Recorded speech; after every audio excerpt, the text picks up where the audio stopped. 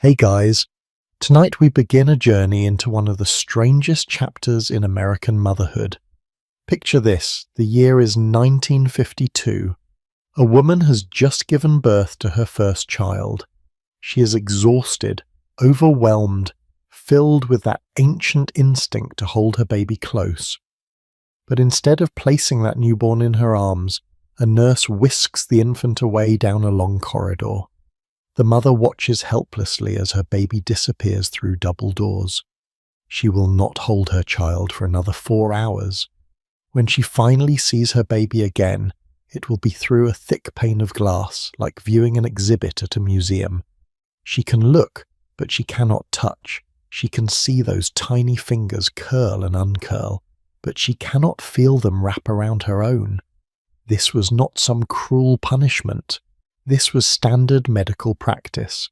This was what doctors called progress, and for millions of American mothers, this was just the beginning of being told that their most basic instincts were wrong. So before we step into this story together, I would love it if you could take just a moment to subscribe to the channel and hit that like button.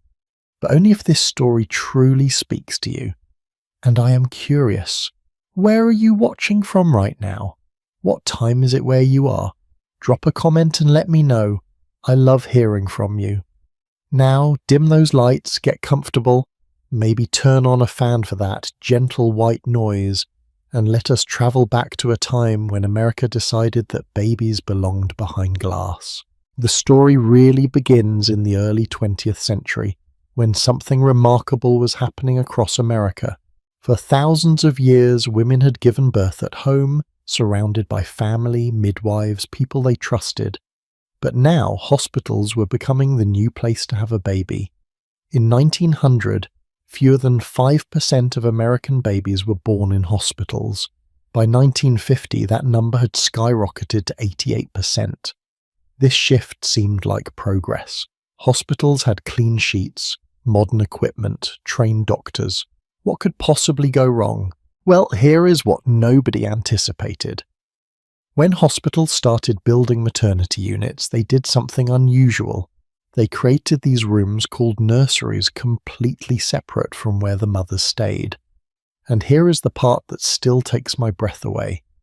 These nurseries all had one very specific feature: large picture windows, huge panes of glass facing out into the hospital corridors. Now you might think these windows were for the nurses to keep an eye on the babies, but no. According to the 1943 edition of Standards and Recommendations for Hospital Care of Newborn Infants, published by the American Academy of Pediatrics and the Children's Bureau, these windows had a very specific purpose. And I quote, "A viewing window should be provided between each nursery and the corridor so that relatives may view the baby." The babies were on display, like rare birds at a zoo, like precious jewels in a department store window, except these were human infants, and the people pressing their faces to that glass were their own parents. Imagine being a new father in 1950. You pace the waiting room while your wife is in labour. You're not allowed in the delivery room, of course, that would be improper. Hours pass, finally a nurse appears. "Congratulations," she says. "You have a son or a daughter. You want to hold this baby, this tiny person you helped create." But no, instead the nurse leads you down a hallway to a window. She goes into the nursery, picks up a tightly swaddled bundle and holds it up to the glass. There is your child, right there, 6 inches of glass away. You cannot smell that newborn smell. You cannot feel the weight of your baby in your arms. You cannot whisper welcome to the world against that soft little head. You can only look. Some hospitals got creative with this setup. There is a fascinating article from 1950 in the American Journal of Nursing about a hospital in California that installed what they proudly called a baby showcase. Not a nursery, a showcase. The article actually says this innovation was paying dividends in public relations value and making new fathers happy. Public relations. They were treating newborn babies like a marketing tool, and apparently it worked. Fathers loved it, or at least they thought they were supposed to love it.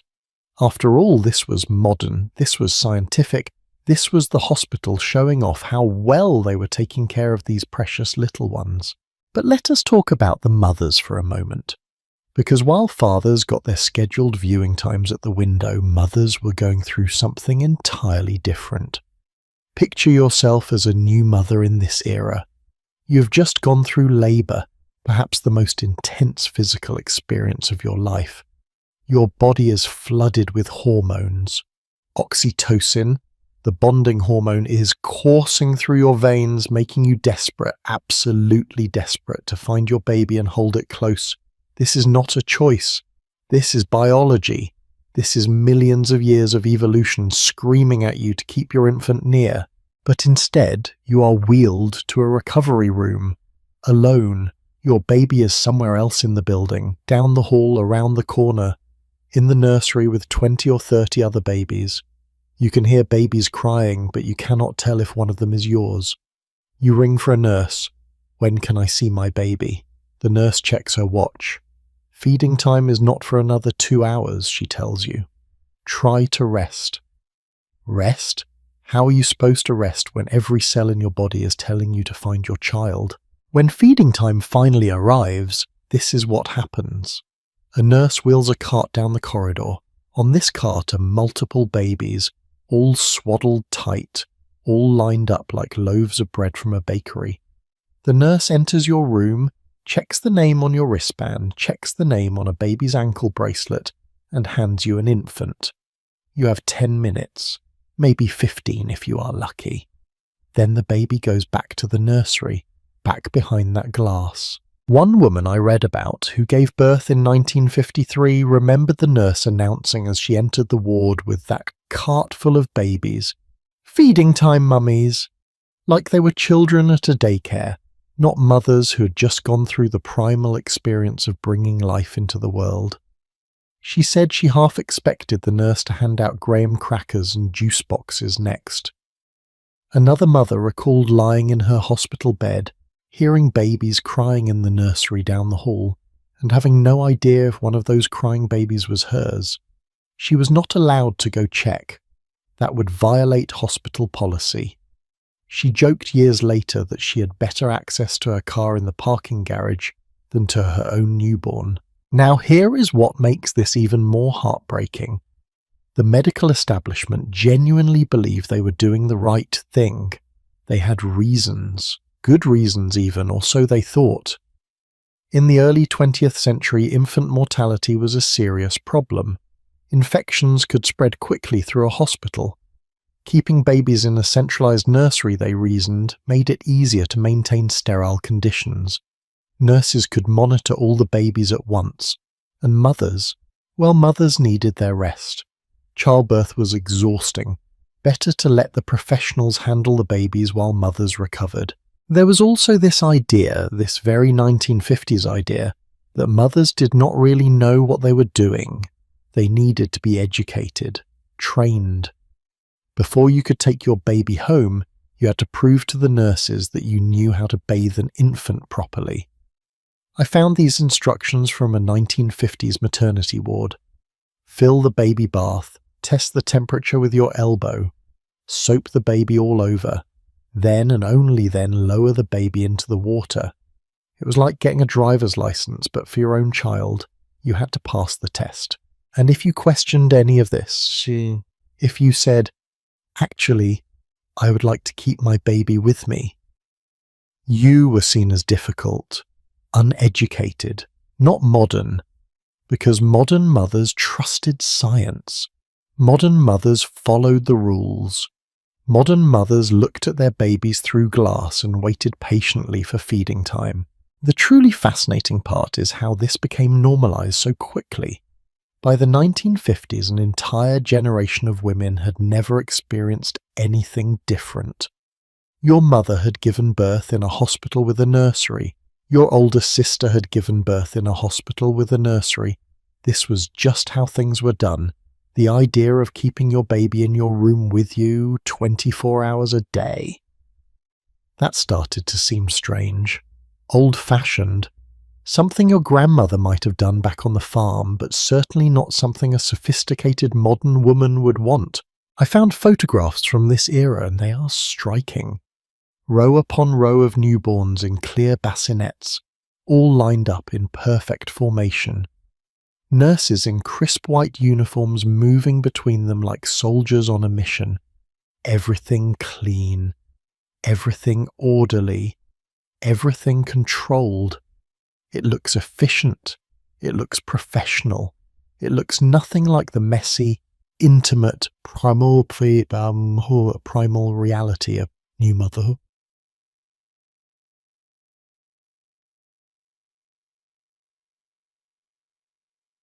But here is the question that haunts me about all of this.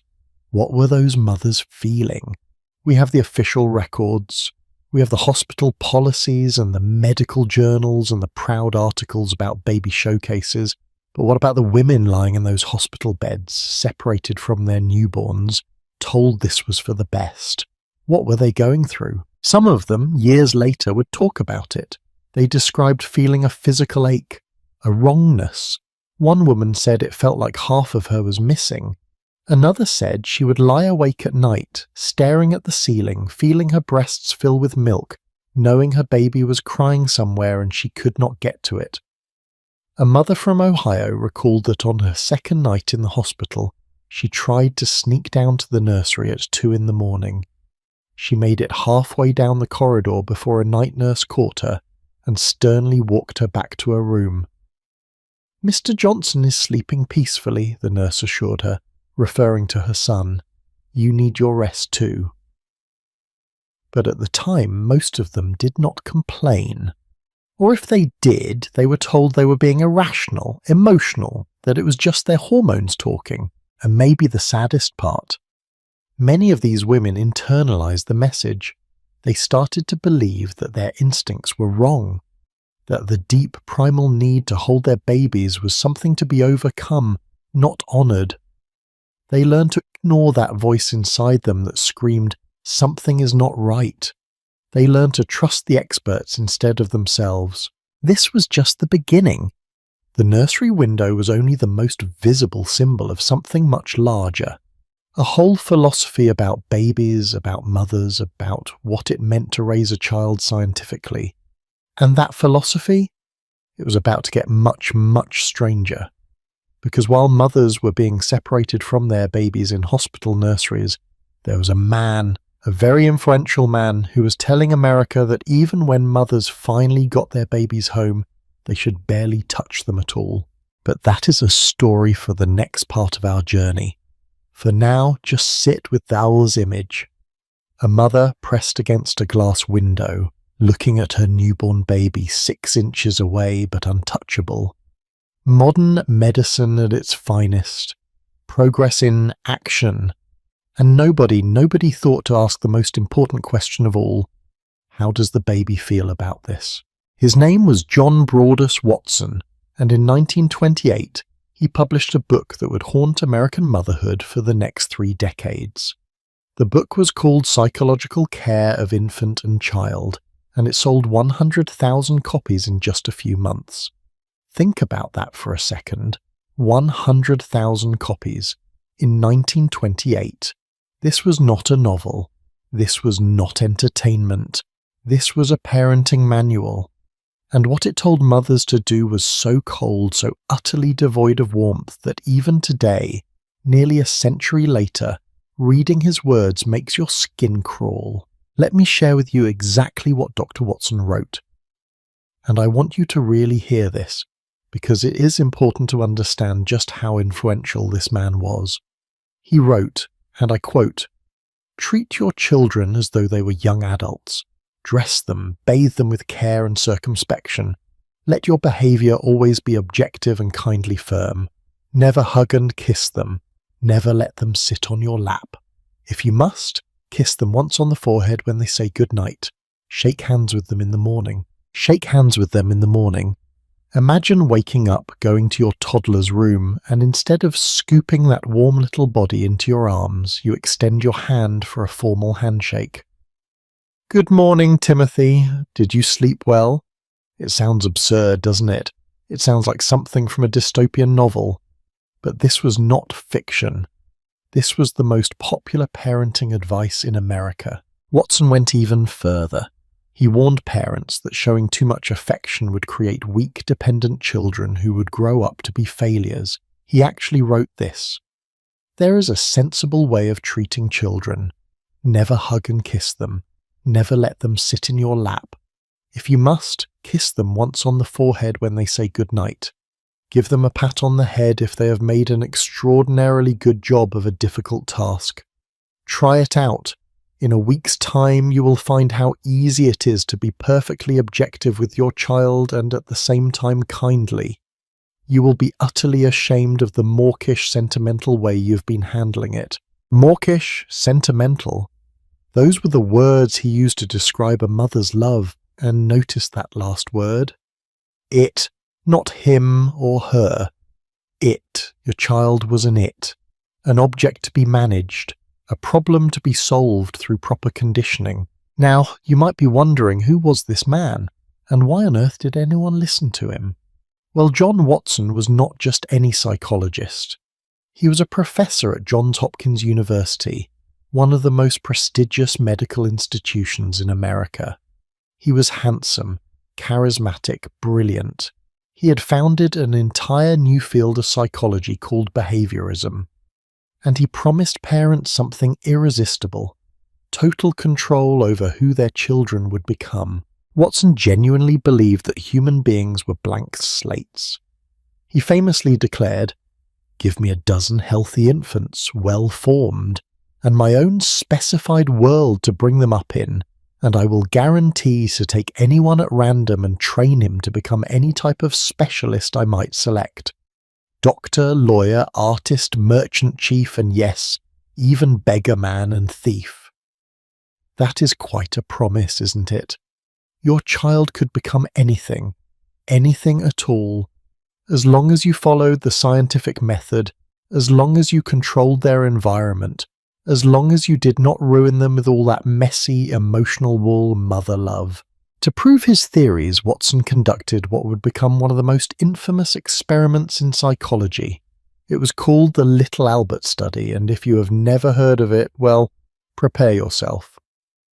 Watson took a 9-month-old baby named Albert, a happy baby, a baby who loved playing with a white rat, a rabbit, even a dog. Watson showed Albert the white rat. Albert reached for it, delighted, and then Watson did something that still makes ethicists cringe today. He took an iron rod and clanged it loudly right behind Albert's head. The baby naturally burst into terrified tears. Watson repeated this over and over. Show the rat, clang the rod, show the rat, clang the rod, until eventually just seeing the white rat made little Albert cry hysterically, even without the noise. Watson had successfully conditioned an infant to be afraid of something he had previously loved. And Watson saw this as a triumph, proof that emotions could be controlled, proof that human behavior was nothing more than stimulus and response, proof that parents could shape their children into anything they wanted. Here is what Watson never did. He never reversed the conditioning. He never helped little Albert stop being afraid. The baby just went home, presumably terrified of white fluffy things for the rest of his life. Years later, researchers tried to track down what happened to little Albert.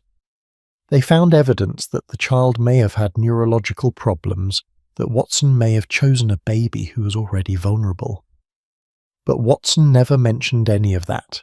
He just published his results and declared victory for behaviorism, and America believed him. Can you imagine that? A man who traumatized a baby in the name of science became the most trusted voice on parenting in the entire country. Mothers who had been cuddling their children, singing to them, holding them when they cried, suddenly felt ashamed. They were being told by an expert, a professor, a scientist, that they were doing it all wrong. Watson told mothers that if a baby cried, they should check for basic needs, diaper, hunger, temperature, and then walk away. Leave the baby to cry. because crying was good exercise for the lungs, because responding to crying would spoil the child, because a child needed to learn independence from the very beginning. He even advised against playing with babies. When asked at what age playing with babies could begin, Watson wrote, "Never until 4 months, and better not until 6 months. The less of it at any time, the better for the infant." Think about that. A 6-month-old baby, no playing, no peekaboo, no silly faces or raspberry sounds on the belly, just objective care, feeding on schedule, diaper changes executed with clinical precision, and absolutely under no circumstances hugging. Now here is where this story gets even darker, and forgive me, but I think it is important you know this. Watson had 2 sons from his second marriage. He raised them according to his own theories, objectively, without excessive affection, without coddling, and both of those sons suffered from severe depression. One of them, William, died by suicide in 1954. The other, James, attempted suicide multiple times. Years later, near the end of his life, Watson apparently expressed regret about his parenting advice. But the damage was done. For 3 decades, from the late 1920s through the 1950s, his philosophy dominated American child-rearing. Entire generations of children were raised by parents who had been told that loving them too much was harmful, that responding to their needs was spoiling them, that the most scientific way to raise a child was to treat them like a small, very polite robot. And you know what the truly tragic part is? Most mothers did not want to parent this way. Their instincts screamed at them that it was wrong. When their babies cried, everything in their bodies told them to pick that baby up, to comfort it, to hold it close. But Watson had an answer for that too. He wrote that mothers were incompetent, that most of them, and I quote, should be indicted for psychological murder, for loving their children too much, for trusting their instincts instead of his scientific method. I found an interview with a woman who was a young mother in the 1930s. She said she would stand outside her baby's door, listening to him scream, tears streaming down her face because Dr. Watson said she should not go in. She said it felt like torture, but she thought, he is a doctor, he went to university, he must know better than me. So she would force herself to walk away while her baby cried for her. Can you imagine being in that position? Can you imagine the internal war happening inside these women? Every maternal instinct evolution had given them, millions of years of biological programming, all of it telling them to go to their baby. And then a man in a white coat, a man with credentials and authority, telling them that their instincts were wrong, dangerous even, that they would ruin their children if they followed their hearts. Watson's influence extended far beyond his book. He became a celebrity. He gave lectures across the country. He wrote articles for popular magazines like Harper's, McCall's, and Cosmopolitan. He was everywhere, spreading his gospel of your objective parenting. And the media loved him because he spoke with such confidence, such certainty. There was no nuance in Watson's world. No every child is different or trust your judgment, just hard rules backed by science with a capital S. The timing of Watson's rise was significant too. This was the 1920s and 30s, the age of efficiency, the age of assembly lines and scientific management. Frederick Winslow Taylor had just revolutionized factory production with his time and motion studies. Everything was about optimization, standardization, removing the human element to achieve maximum efficiency. So why shouldn't parenting work the same way? Why shouldn't raising children be reduced to a formula, a set of steps, that if followed correctly, would produce a perfect product? This was also the era when psychology was desperately trying to be taken seriously as a science, and Watson understood that to be considered scientific, you had to be objective, measurable, replicable. Love? You cannot measure love. Maternal instinct? Too subjective. But stimulus and response, conditioning, that you could measure, that you could test in a laboratory. That was real science. So mothers across America put their babies on strict schedules. They let them cry, they stopped playing with them. They kissed foreheads instead of smothering little faces with kisses. They shook hands instead of giving hugs. And they felt terrible about it, many of them. But they did it anyway because an expert told them to. What nobody understood then, what we know now thanks to decades of research on attachment and child development, is that Watson had it completely backward. Babies do not need less affection, they need more. Responding to a crying baby does not spoil them. It teaches them that the world is safe, that their needs matter, that they can trust the people who care for them. Playing with babies is not frivolous, it is how they learn. Hugging children does not make them weak, it makes them secure enough to be brave. But in the 1930s and 40s and 50s, most parents did not know any of that. They only knew what Dr. Watson told them. And what he told them was that love was the enemy of good parenting. The really infuriating thing? Watson himself never had to face the full consequences of his terrible advice. His academic career ended in 1920 after a scandal. He had an affair with his graduate student Rosalie Rayner, who would become his second wife and co-author of that parenting book. Johns Hopkins fired him. But instead of disappearing in disgrace, Watson went into advertising. And he was brilliant at it. He used the same principles of behaviorism to sell everything from coffee to cold cream. He became wealthy, successful, respected in an entirely different field. Meanwhile, the children raised according to his methods grew up. Some of them did fine, of course, children are resilient. But many struggled with anxiety, with depression, with the feeling that something fundamental had been missing from their childhoods.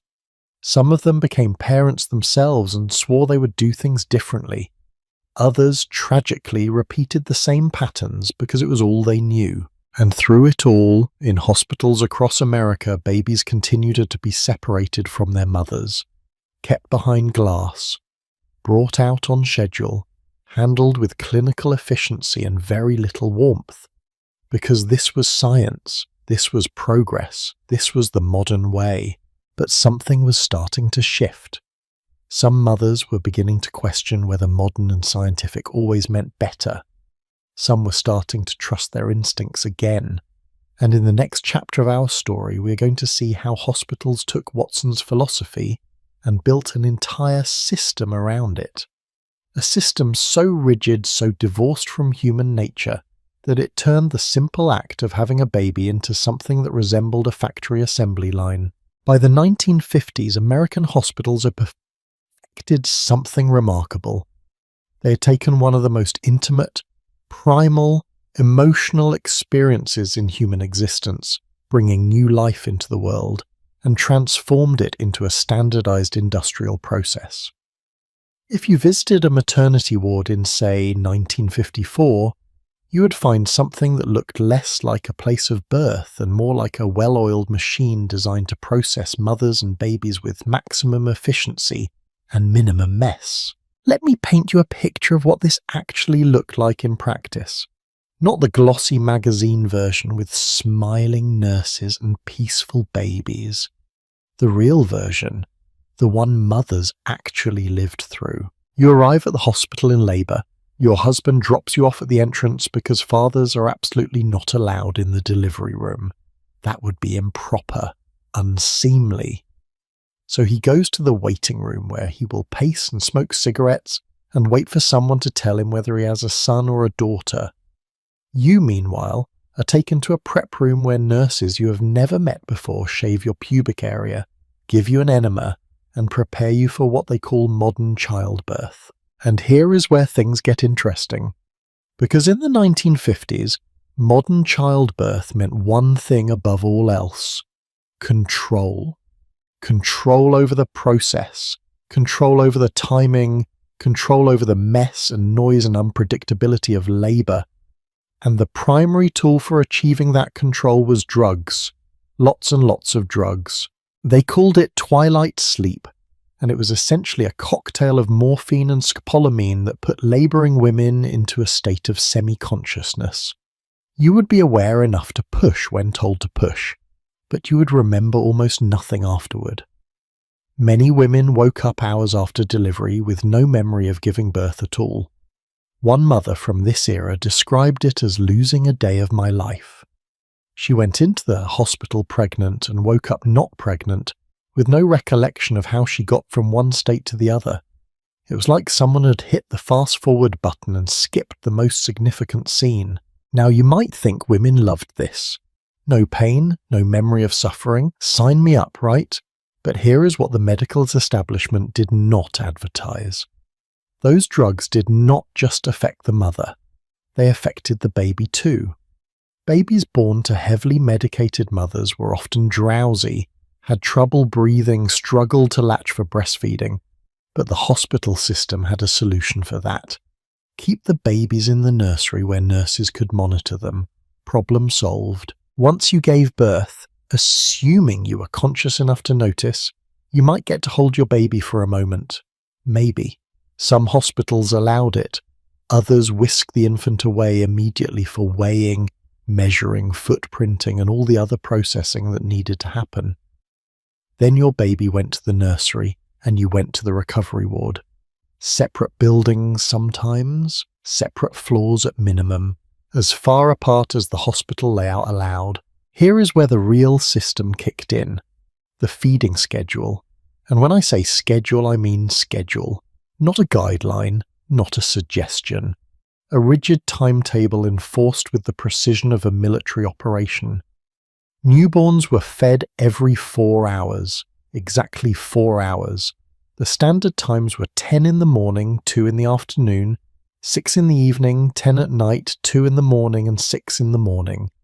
Does your baby seem hungry at 3:30? Too bad. Feeding time is at 4. Is your baby still sleeping at 10?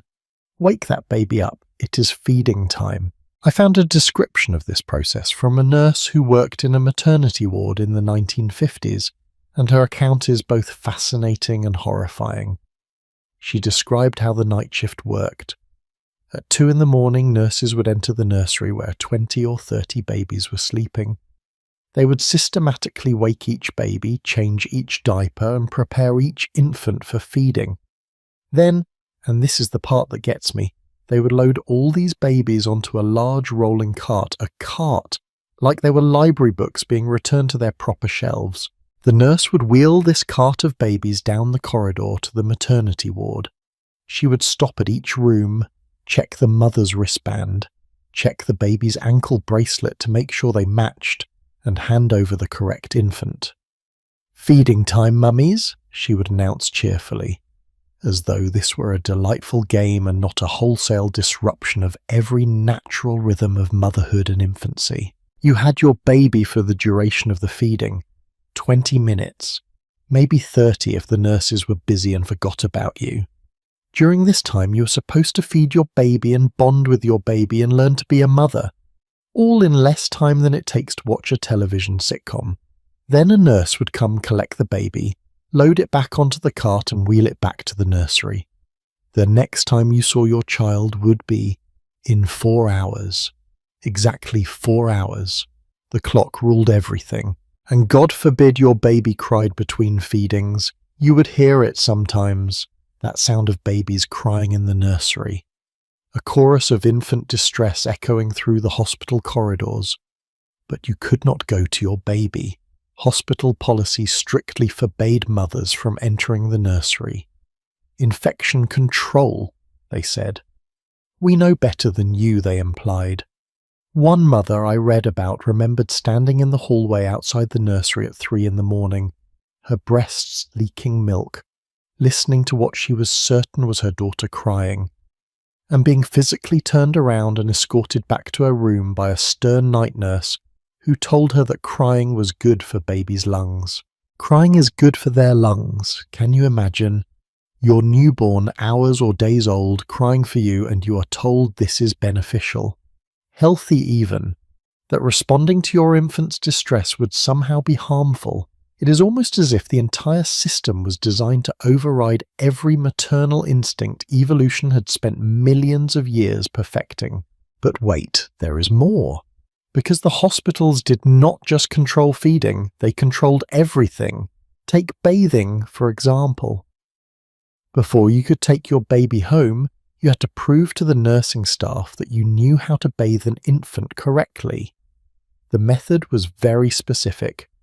Fill the baby bath with water. Test the temperature with your elbow. Remove all of the baby's clothing. Soap the entire baby while the baby is still dry. Every part. Get that baby good and soapy. Then, and only then, lower the baby into the water to rinse off. If you did it wrong, if you put the baby in the water first and soaped them in the tub like a normal person giving a normal bath, you failed. You had to do it again, under supervision, until you got it right. Because there was one correct way to bathe the baby, and your grandmother's method or your mother's method or your common sense method did not matter. This was science. This was the modern way. The same went for diapering, for dressing, for holding. There were approved techniques for everything, and nurses would literally stand over you, watching, correcting, making sure you did it the hospital way. One woman described feeling like she was taking a driver's test, except instead of a car, she was being examined on her competence with her own child. She said she was terrified of failing and being deemed an unfit mother before she even left the building. And the really brilliant, diabolical part of this system, it convinced mothers that they needed it. Think about it. You've just had a baby. You're exhausted, overwhelmed, your body has been through trauma. Your hormones are all over the place. And here are these nurses in their crisp white uniforms, these professionals who seem so confident and capable, telling you exactly what to do, step by step. Ambiguity, no uncertainty, just follow the rules and everything will be fine. For many women, especially first-time mothers, this felt like a relief. They did not have to trust their instincts because they did not trust their instincts. They had been told by Dr. Watson and all the other experts that maternal instinct was unreliable, sentimental, old-fashioned. Better to follow the scientific method. Better to do what the trained professionals said. But here is what nobody talked about. The cost of all this efficiency. The toll it took on mothers and babies both. Breastfeeding suffered enormously. When you only nurse a baby every 4 hours, your milk supply adjusts to that schedule. Your body thinks, oh, this baby only needs milk every 4 hours, so I will make less milk. Meanwhile, the baby is supposed to be nursing every 2 to 3 hours, sometimes more, especially in those early days. But the hospital schedule did not allow for that. So babies did not get enough milk. Mothers thought they could not produce enough milk. And the solution the hospital offered? Formula, convenient scientific formula, which further decreased milk supply, which led to more formula. It was a self-fulfilling prophecy. Then there was the bonding issue. We know now from decades of research that the hours and days immediately after birth are crucial for parent-infant attachment. Skin-to-skin contact, eye contact, the baby learning the mother's smell and voice, the mother learning to read the baby's cues. None of that could happen when babies spent 22 hours out of every 24 in a nursery with strangers. Some mothers described feeling like they were babysitting someone else's child. When they finally got home, they did not know their baby's cry, did not know their baby's rhythms, had never spent more than 30 minutes alone with this tiny person they were now solely responsible for. The hospital had taught them how to bathe the baby in the approved manner, but nobody had taught them how to simply be with their baby, how to trust themselves. And the babies, well, babies are resilient, they survived. But think about what they were learning in those first days of life. They were learning that when they cried, nobody came, that they were alone in a room full of other crying babies, that comfort and food arrived on someone else's schedule, not when they needed it. Is it any wonder that this generation struggled with anxiety, with trust issues, with feeling like their needs did not matter, But here is the part that really gets me. This was not some cruel experiment. The people running these maternity wards genuinely thought they were doing the right thing. They thought they were helping. They had created a system that was clean, organized, efficient. A system where infections were controlled, where babies were monitored, where everything ran like clockwork. From an administrative standpoint, it was beautiful. From a human standpoint, it was a disaster. There was even an innovation that some hospitals were particularly proud of. Kaiser Permanente, a healthcare system in California, developed something they called the baby in the drawer. I wish I were making this up. They designed maternity rooms in a circle around a central nursery. Each mother's room had a special drawer built into the wall. The bassinet went into this drawer. When the mother wanted her baby, she could pull the drawer open from her side and there was her baby, like a filing cabinet, like a storage system. When she was done, she pushed the drawer closed and the baby slid back into the nursery, where nurses could monitor it. They were so proud of this invention. They wrote about it in medical journals. They talked about how efficient it was. 7 out of 10 steps eliminated for the maternity nurses. Wonderful. What they did not talk about was how it felt to keep your newborn baby in a drawer. How it felt to push that drawer closed and hear it click shut, knowing your infant was on the other side of a wall, but might as well be on the other side of the city for all the access you had. One innovation built on another. The nursery windows we talked about earlier, they became standard. The feeding schedules, absolutely standard. The separation of mother and baby, not just standard but required. By the mid-1950s, you could walk into almost any hospital in America and find essentially the same system. Babies behind glass, mothers in recovery rooms, feeding by the clock. Everything controlled, measured, scheduled. It was the assembly line model applied to human reproduction. Henry Ford had shown America how to mass-produce automobiles by breaking the process down into standardized steps. Frederick Taylor had shown how to optimize every single motion for maximum efficiency. And now hospitals were showing how to mass-produce the care of newborns and their mothers. Input: pregnant woman.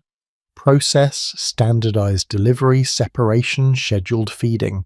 Output: mother and baby ready for discharge in 48 to 72 hours. The system worked beautifully.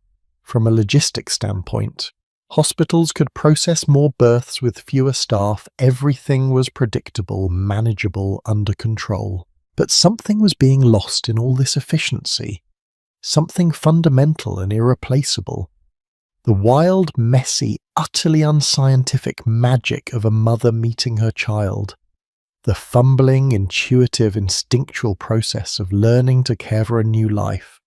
The deep, ancient bond that forms when two people who have been one are suddenly two, but still desperately need to be close.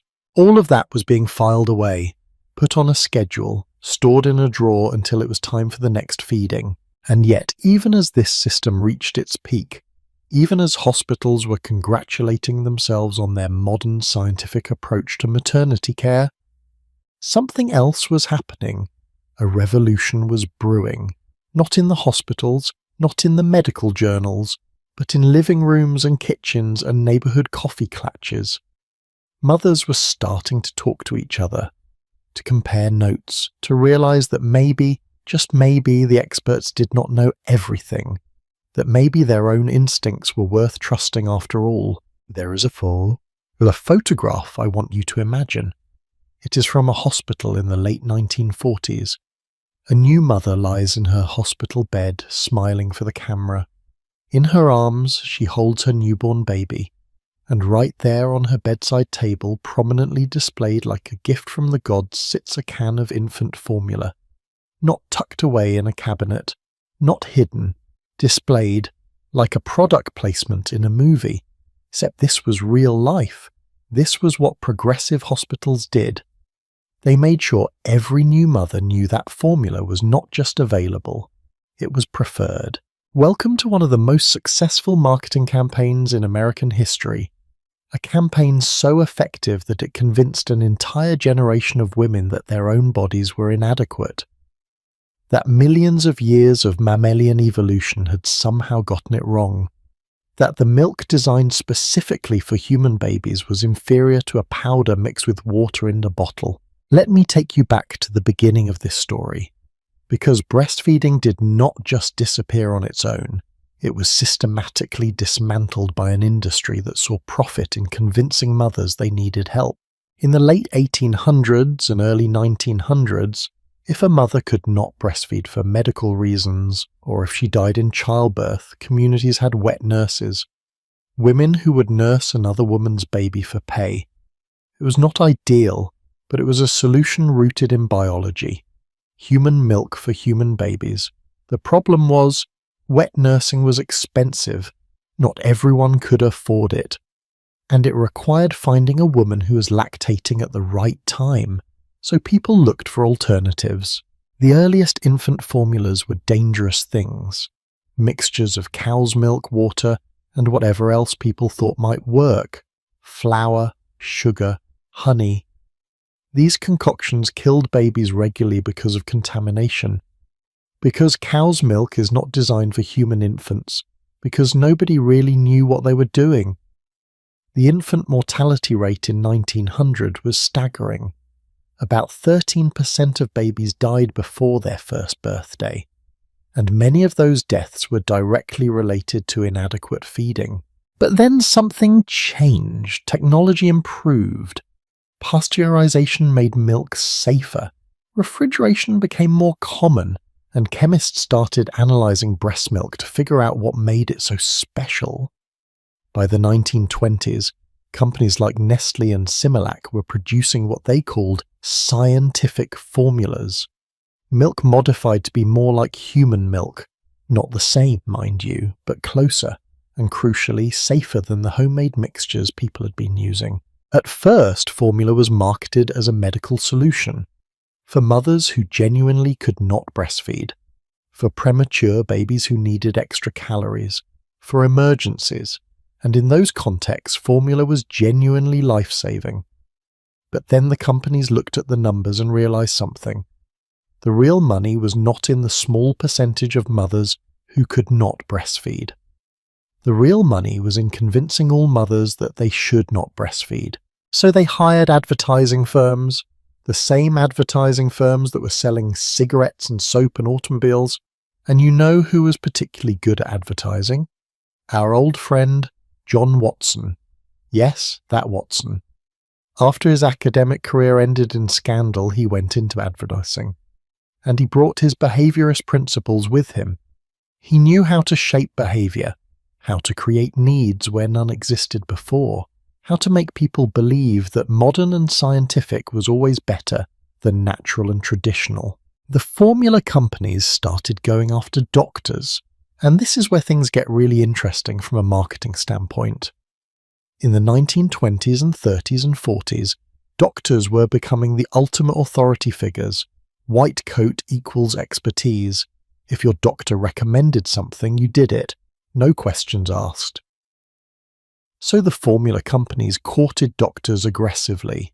They sent salesmen to medical schools, they sponsored research, they gave out free samples, they took doctors on expensive vacations disguised as educational conferences at luxury resorts. Imagine being a young doctor just out of medical school and a friendly representative from Similac offers to send you and your wife to Hawaii for a week, all expenses paid, just to attend a few seminars about infant nutrition. Are you going to say no? Are you going to be suspicious of their motives? Or are you going to come back from that trip feeling positively inclined toward their product? One doctor from that era, speaking anonymously years later, admitted that by the time he started his practice, he genuinely believed formula was superior to breast milk. Not because of any scientific evidence, but because that is what he had been taught. The formula representatives had been in his medical school classes, they had provided the textbooks, they had funded the research his professors cited. The entire education system had been shaped by an industry with billions of dollars at stake, and the message these doctors absorbed and then passed on to their patients. Breastfeeding is primitive. It is what poor, uneducated women do. Modern, sophisticated, scientifically minded mothers use formula. Formula is clean, measurable. You know exactly how much your baby is getting. Breast milk, that is unpredictable. How do you know if your baby is getting enough? You cannot measure it. You cannot control it. And if there is one thing the 1950s loved, it was control. The formula companies also marketed directly to mothers, and their advertisements were masterpieces of psychological manipulation.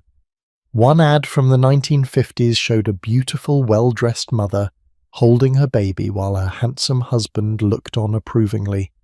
The tagline? When breast milk fails, science provides. Not if breast milk fails, when. As though it was inevitable. As though every mother's body was destined to let her down.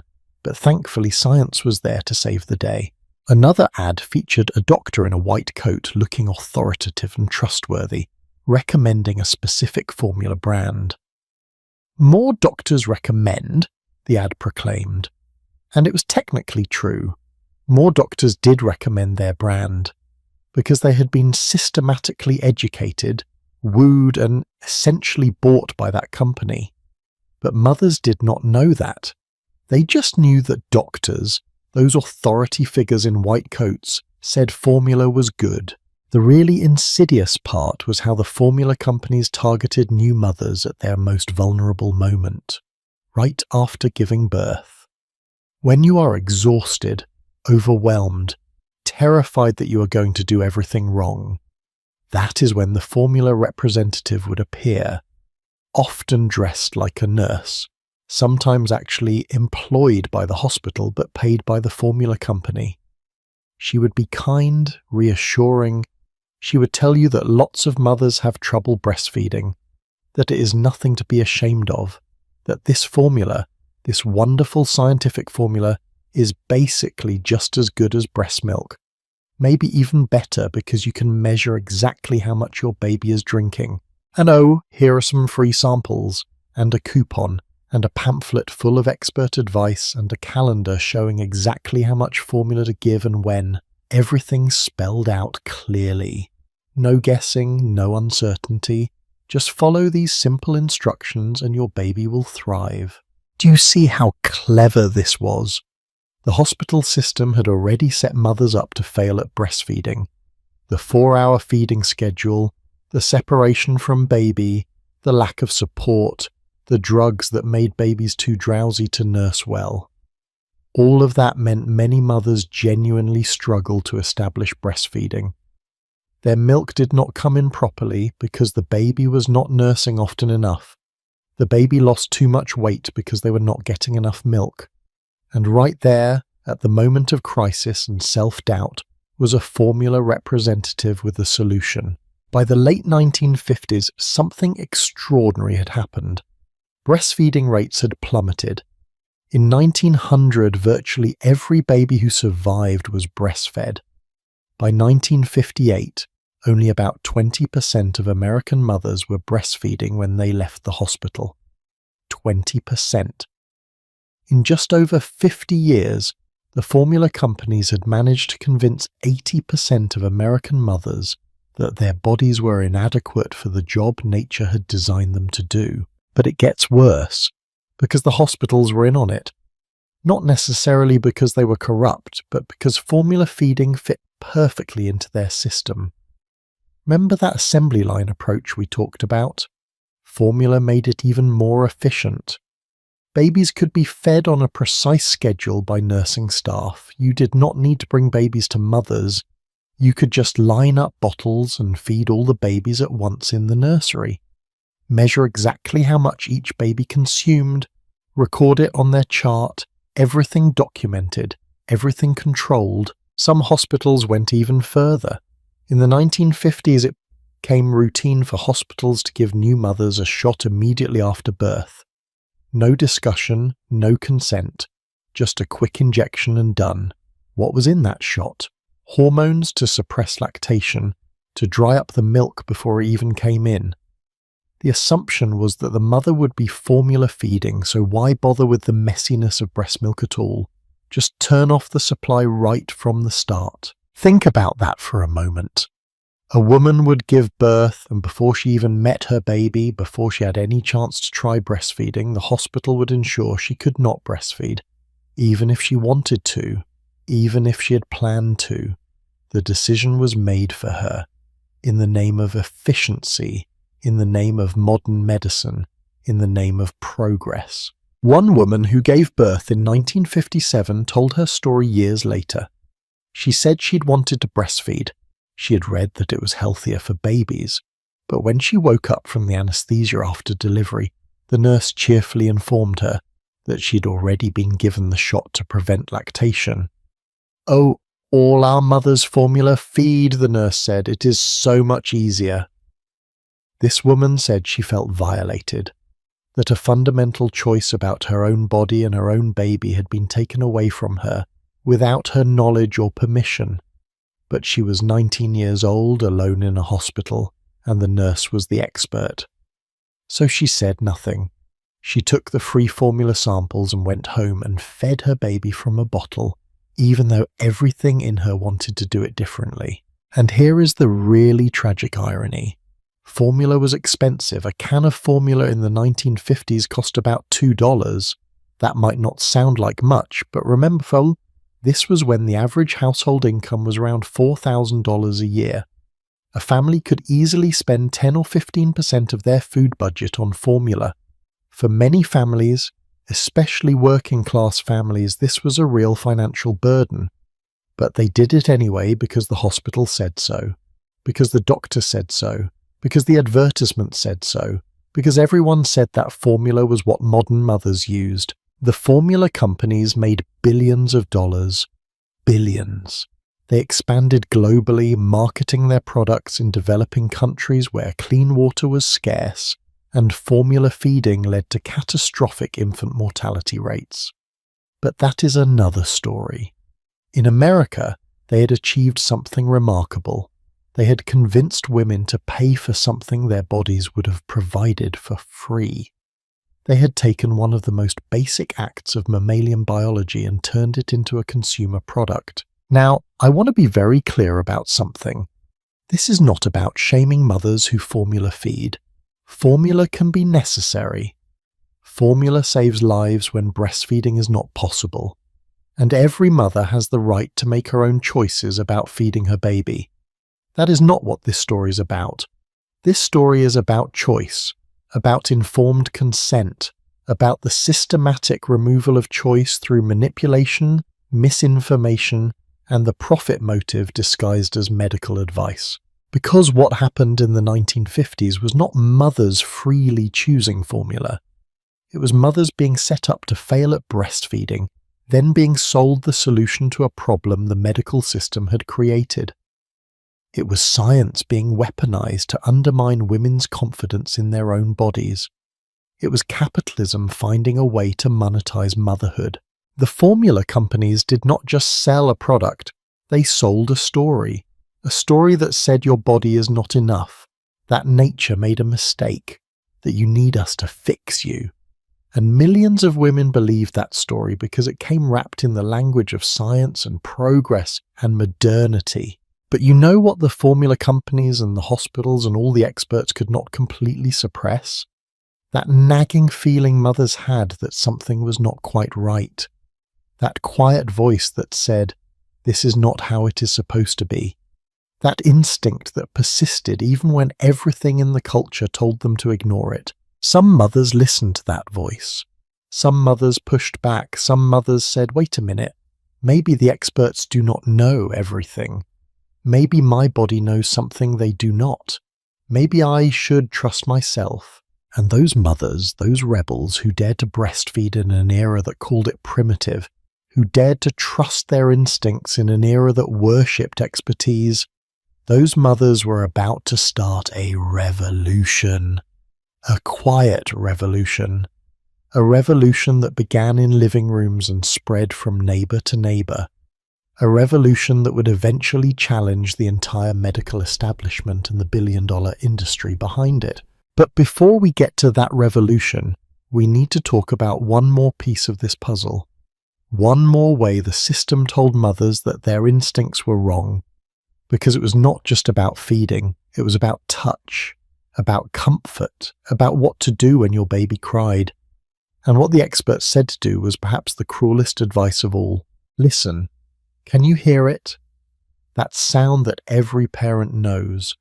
The sound that evolution designed to be impossible to ignore. A baby crying. For millions of years, that sound has meant one thing. Come help me. I need you. Something is wrong. It is a sound that makes your heart race, makes your body tense, makes every instinct scream at you to do something, anything to make it stop. Now imagine you are a mother in 1945.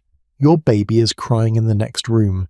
Every fibre of your being is telling you to go to that baby, to pick them up, to comfort them. But you do not move, because Dr. Benjamin Spock, the most trusted pediatrician in America, has told you that responding to your baby's cries will spoil them, that crying is actually good for babies, that it exercises their lungs, that if you go to them every time they cry, you will raise a weak, dependent, manipulative child. So you sit there, listening to your baby scream, and you do nothing. This is the story of how an entire generation of parents was taught to ignore the most basic communication their babies had. How crying, that universal distress signal, was reframed as a healthy developmental activity. How the simple act of comforting your child became seen as a parenting mistake. The philosophy did not start with Dr. Spock, though he popularized it. It started much earlier with our old friend Dr. Luther Emmett Holt. Remember him? Back in 1894, he wrote a book called The Care and Feeding of Children. In it, he laid out a question and answer format that made his advice seem scientific and authoritative. One mother asks, "What should be done if the baby cries at night?" Dr. Holt's answer: first check if the baby is hungry, wet, or too hot or cold. If none of these things are the problem, then let the baby cry. Do not pick the baby up. Do not rock the baby. Do not sing to the baby. Let the baby cry alone until it stops. But Dr. Holt went even further. He actively warned parents against responding to crying because he claimed babies who were picked up when they cried would learn to cry more. They would learn to manipulate their parents, as if a 6-month-old infant was capable of psychological manipulation, as if a newborn baby crying for comfort was running some kind of elaborate con game. Then came Dr. John Watson, who we already know was not shy about his opinions. Watson took Holt's advice and made it even harsher. He wrote that mothers should treat babies crying the same way they would treat any other bad behavior. Ignore it. Because if you reward a behavior with attention, the behavior will increase. This was behaviorism applied to infancy. Your baby is not a human being with needs and feelings. Your baby is a subject to be conditioned. Crying is behavior. Behavior can be modified, therefore ignore the crying and it will stop. What Watson and Holt failed to understand, or more likely did not care about, was that babies do not cry to manipulate. Babies cry because it is their only form of communication. A baby cannot tell you they are scared. They cannot tell you they are lonely or need reassurance that you are still there. They cannot tell you their stomach hurts, or they had a bad dream, or they just desperately need to feel safe, so they cry. And when no one comes, they learn something terrible.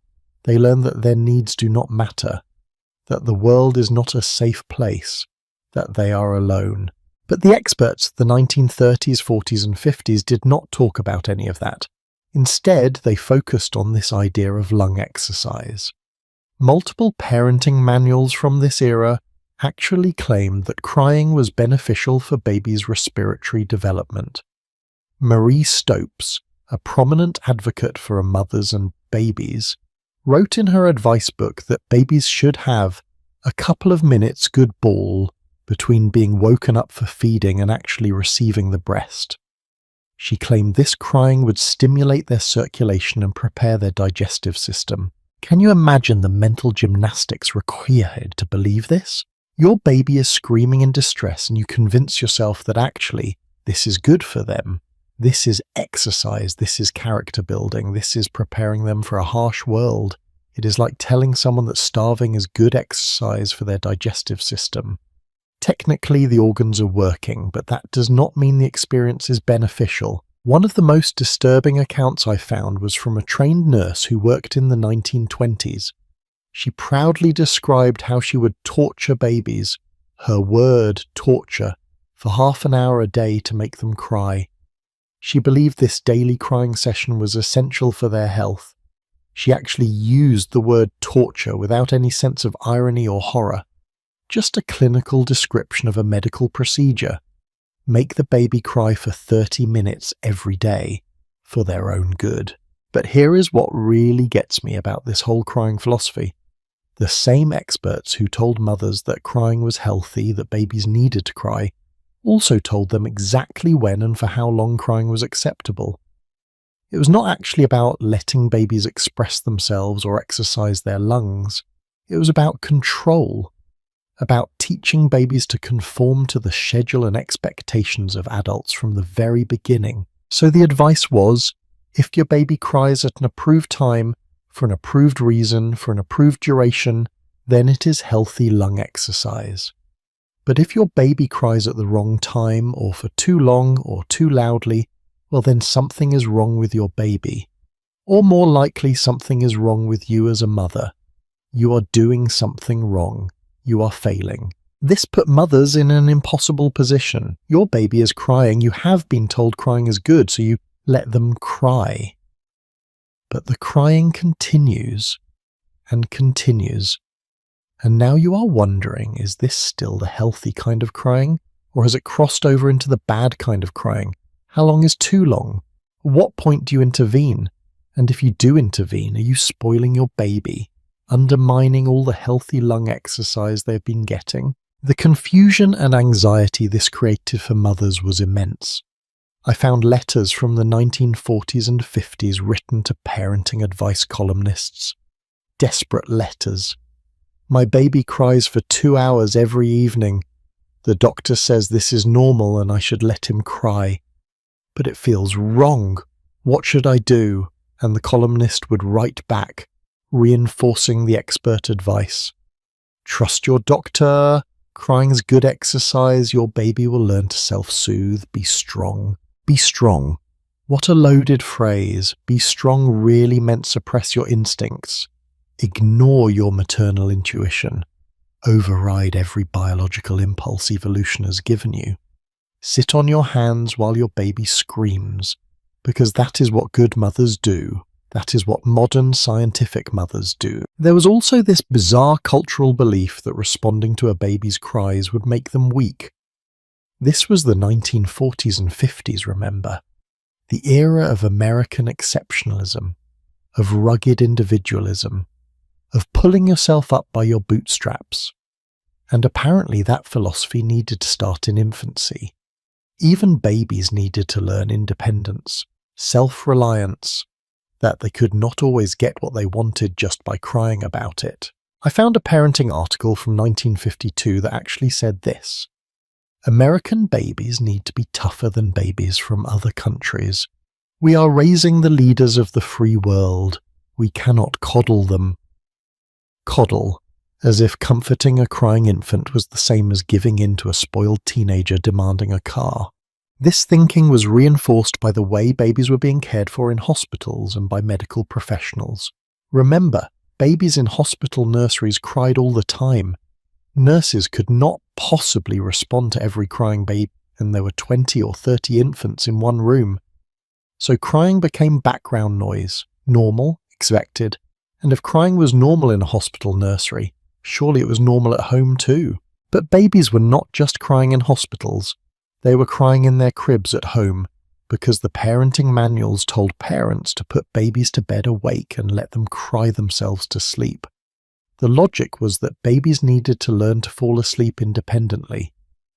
If you rocked your baby to sleep or nursed them to sleep, or heaven forbid, held them while they slept, you were creating bad habits. You were teaching your baby to need you, and needing people was weakness. So parents would put their wide-awake babies in cribs, turn off the light, close the door and walk away. And the babies would cry. Of course they would cry. They went from being held, warm and secure, to being alone in a dark room. But the experts said this was necessary, that after a few nights, maybe a week or two, the baby would learn. The baby would give up crying and just go to sleep. And you know what? The experts were right about one thing. Babies did eventually stop crying, but not because they learned to self-soothe, not because they developed independence. They stopped crying because they learned that no one was coming. They learned what psychologists now call learned helplessness. Why waste energy crying when crying accomplishes nothing? We know now from decades of research on infant development and attachment theory that this is actually traumatic for babies. When a baby cries and no one responds, their stress hormones skyrocket. Cortisol floods their tiny bodies. Their heart rate increases. They are in a state of panic. And if this happens repeatedly, it can actually change the developing brain. It can affect how children learn to regulate emotions, how they form relationships, how they respond to stress for the rest of their lives. But in the 1940s and 50s, nobody was studying baby brain development. Nobody was measuring stress hormones. Nobody was following these babies into adulthood to see how this early treatment affected them. There was only the advice of experts who were absolutely certain that crying was beneficial and responding to crying was harmful. Some mothers, bless them, could not do it. They tried to follow the advice, they really did. But when their baby was crying, truly crying, not just fussing, but crying in distress, they broke. They went to their babies, they picked them up, they comforted them, and then they felt guilty about it. They felt weak. They worried they were ruining their children by loving them too much. One woman wrote in her diary, which was later published as part of a historical archive, about her struggle with this. She was a mother in the 1940s, trying her best to follow Dr. Spock's advice. She wrote about standing outside her daughter's door at bedtime listening to her cry. She described it as the hardest thing she'd ever done, harder than childbirth, because every instinct was telling her to go in there. But Dr. Spock was the expert. Dr. Spock had studied child development. Dr. Spock knew better than her instincts. She lasted 11 minutes before she broke. She went in, picked up her daughter, rocked her to sleep, and she wrote in her diary, "I am weak. I have failed, but I could not bear it any longer." Failed. She thought she had failed because she comforted her crying child. Now here is where the story takes an interesting turn. Dr. Spock, the man whose advice dominated American parenting for decades, eventually changed his mind. In later editions of his book, he softened his stance on crying. He admitted that maybe, just maybe, parents should trust their instincts a little more. That maybe responding to a crying baby was not actually spoiling them. But by then, millions of children had already been raised under his original advice. The damage was done. And the really frustrating thing, many of those children, when they became parents themselves, struggled with the same issue. Some vowed to do things differently, to respond to their babies, to trust their instincts, to reject the old advice, but others, having been raised that way themselves, did not even question it. That is how they were raised, and they turned out fine, right? So they put their own babies in cribs and let them cry, continuing the cycle. There is something particularly cruel about this advice because crying is such a fundamental form of communication. It is how babies tell us something is wrong. And we were teaching parents to ignore the one thing babies could tell us. Imagine if someone did that to adults. Imagine if every time you expressed distress or asked for help, people just walked away and said it was good for you to handle it alone. You would learn pretty quickly to stop asking, to stop expressing, to shut down. That is exactly what was happening to babies. They were learning to shut down, to stop communicating, to stop expecting comfort. And the experts called this success. Look, the baby stopped crying, the method works. But the baby did not stop crying because everything was fine. The baby stopped crying because they'd given up hope that anyone would come. What saved many babies from the worst effects of this advice was that mothers, wonderful rebellious mothers, often did not actually follow it completely. They tried. They felt guilty when they did not. But maternal instinct is powerful, and thank goodness for that. Thank goodness that many mothers, when push came to shove, picked up their crying babies even though the experts told them not to. But there were others who followed the advice religiously, who truly believed that letting their babies cry was the right thing to do, who fought against every instinct because the experts surely knew better. And those babies, those children, grew up carrying that early experience of abandonment deep in their psyches. The crying cure philosophy was not just advice about one aspect of parenting. It was emblematic of an entire approach to child rearing that valued control over connection, science over instinct, and expertise over experience. It was part of a larger system that told women they could not trust themselves, that their bodies were inadequate, their milk was inferior, their instincts were wrong, and their love was harmful. Every piece of the system reinforced every other piece. The hospital separated you from your baby, making it harder to bond. The formula companies convinced you that your milk was not enough. Dr. Watson told you not to touch your baby too much. And now, the crying experts told you not to respond when your baby needed you most. Layer by layer, mothers were being cut off from their children and from their own maternal instincts. But something interesting was happening. With each new piece of advice that contradicted maternal instinct, more mothers started to question, started to doubt, started to think maybe these experts do not actually know what they are talking about. Maybe I should trust myself. Maybe there is a different way. And those mothers, those questioners, those women who dared to trust their instincts in an era that told them instincts were primitive and unscientific, they were about to find each other. They were about to realize they were not alone. They were about to start comparing notes and sharing experiences and building something powerful, a movement, a revolution. Not with protests or petitions, but with something much more subversive. With simply doing what felt right, even when all the experts said it was wrong. Time, that invisible force that governs modern life. We live by it. Work by it, eat by it, sleep by it. We have clocks on our walls, our wrists, our phones. We measure our days in hours and minutes and seconds. And somewhere along the way, someone decided that babies should live by it too. Not just live by it, be ruled by it, controlled by it, shaped by it. Because in the 1930s through the 1950s, the clock was not just a tool for parents. It was a weapon against any shred of flexibility, intuition, or responsiveness in infant care. And nowhere was this more apparent than in feeding schedules. We have touched on feeding schedules before when we talked about hospitals, but now I want to take you deeper into what this actually meant for mothers and babies living their daily lives at home. Because the hospital feeding schedule was just the beginning. Once you left the hospital, you were supposed to continue that same rigid routine. Forever. Or at least until your baby was old enough to feed themselves.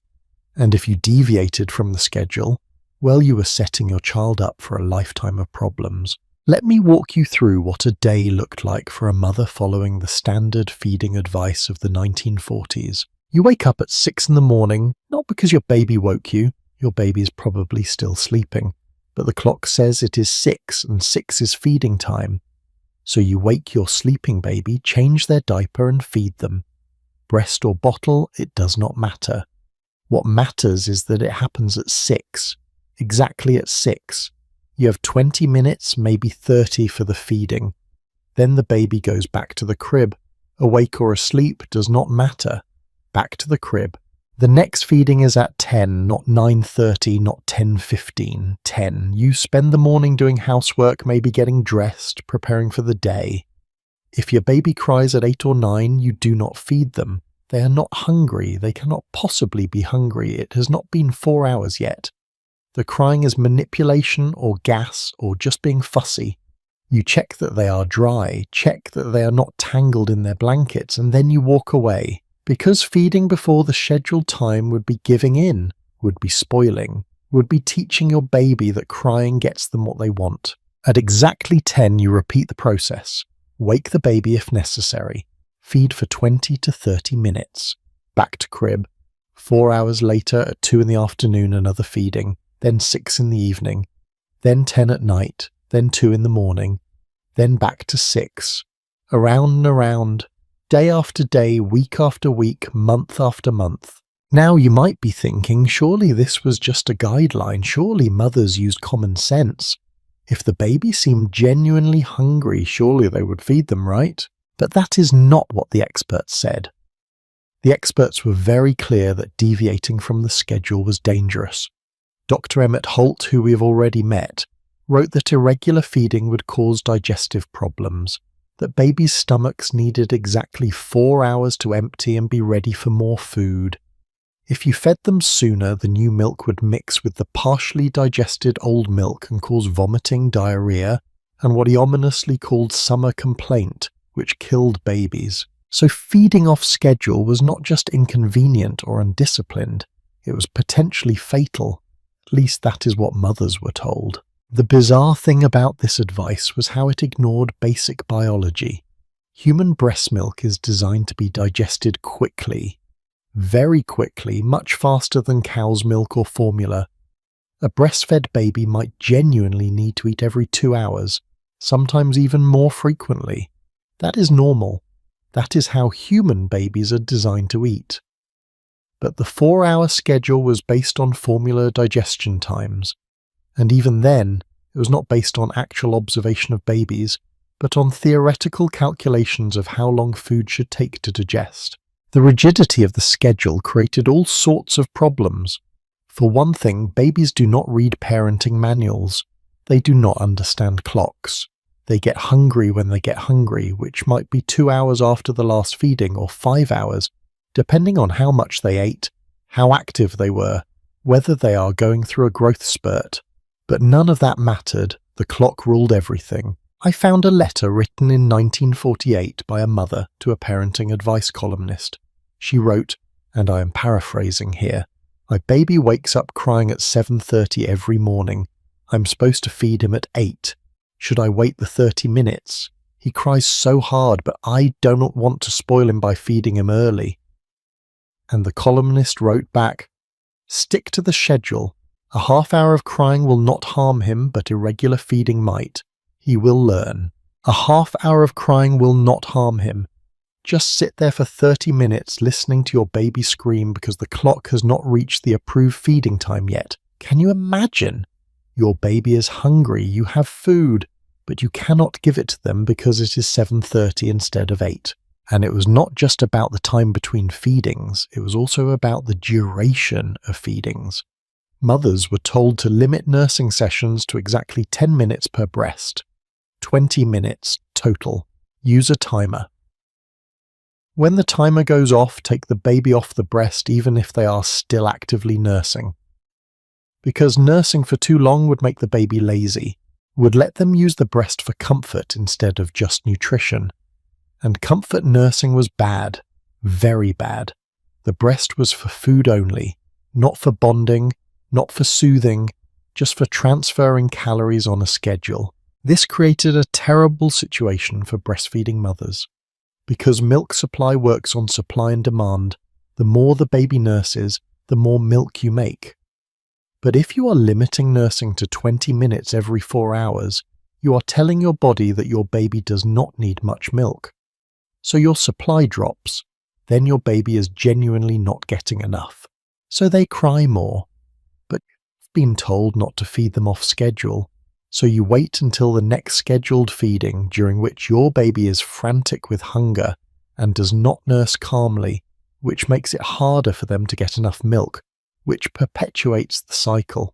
Many mothers dealt with this by supplementing with formula, not because they wanted to, but because they thought they had to. Their babies were not gaining weight properly, were crying all the time, and the solution seemed obvious: add formula. But the more formula they gave, the less they nursed, the less milk they produced. It was a self-fulfilling prophecy engineered by bad advice. The schedule did not just affect feeding, it affected every aspect of infant care. There were schedules for sleeping, schedules for bathing, schedules for outdoor time, schedules for play. Every single aspect of a baby's life was supposed to happen at a specific time, in a specific way for a specific duration. One parenting manual from 1935 recommended putting babies outside in their prams every day at the same time, regardless of weather, for fresh air. And not just outside, completely outside. The mother was supposed to stay inside. The baby was to be alone in the pram for an hour every day. At the same time, rain or shine, heat or cold, babies were dressed in layers and put outside even in winter. The fresh air was supposed to strengthen them. Now, fresh air is fine, being outside is lovely, but the rigidity of it, the insistence that it happen at a specific time for a specific duration, without any flexibility for weather or the baby's state of mind or anything else, that was the problem. Because it was not about what was good for the baby, it was about adherence to the system. The schedule was sacred. The schedule was science. The schedule must not be questioned. And mothers who questioned the schedule were made to feel like failures. There are accounts of women calling their doctors in tears, saying their baby seemed hungry, but it was not time for a feeding yet. What should they do? And doctors would tell them to be strong, to stick to the schedule, that the baby would adjust. Some babies did adjust. They learned that crying did not bring food, so they stopped crying. They slept more because there was nothing else to do. They became what the experts called good babies, quiet babies, compliant babies, babies who did not cause trouble, and mothers were praised for having such good babies. Look how well behaved your child is. You must be doing something right. But other babies did not adjust. They cried constantly. They did not gain weight properly.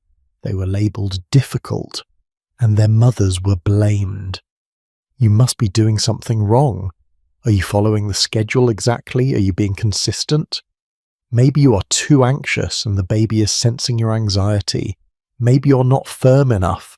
The problem, it was implied, was never the system. The problem was always the mother's failure to implement the system correctly. There is a particularly heartbreaking account from a mother in the early 1950s. She kept a detailed diary of her first weeks with her newborn son. She recorded every feeding time, every diaper change, every crying session. She was trying so hard to do everything right, following the schedule to the minute, and she wrote about how miserable she was, how wrong it all felt, how she would stand in the hallway between feedings, hearing her son cry, watching the clock, waiting for the approved time. But what really gets me is what she wrote on day 12. She wrote, "I feel like a prison guard.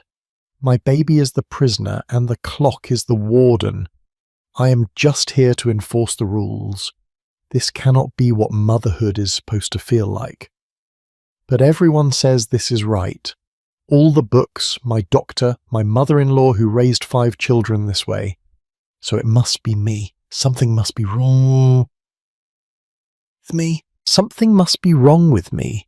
Not with the system, not with the advice, with her. She felt like she was failing at the most basic human task because she wanted to feed her hungry baby. The schedule tyranny was enforced not just by experts, but by other mothers. By mothers-in-law and neighbours and friends who had raised their children the right way and were more than happy to judge anyone who deviated. If you were seen feeding your baby off schedule, someone would comment.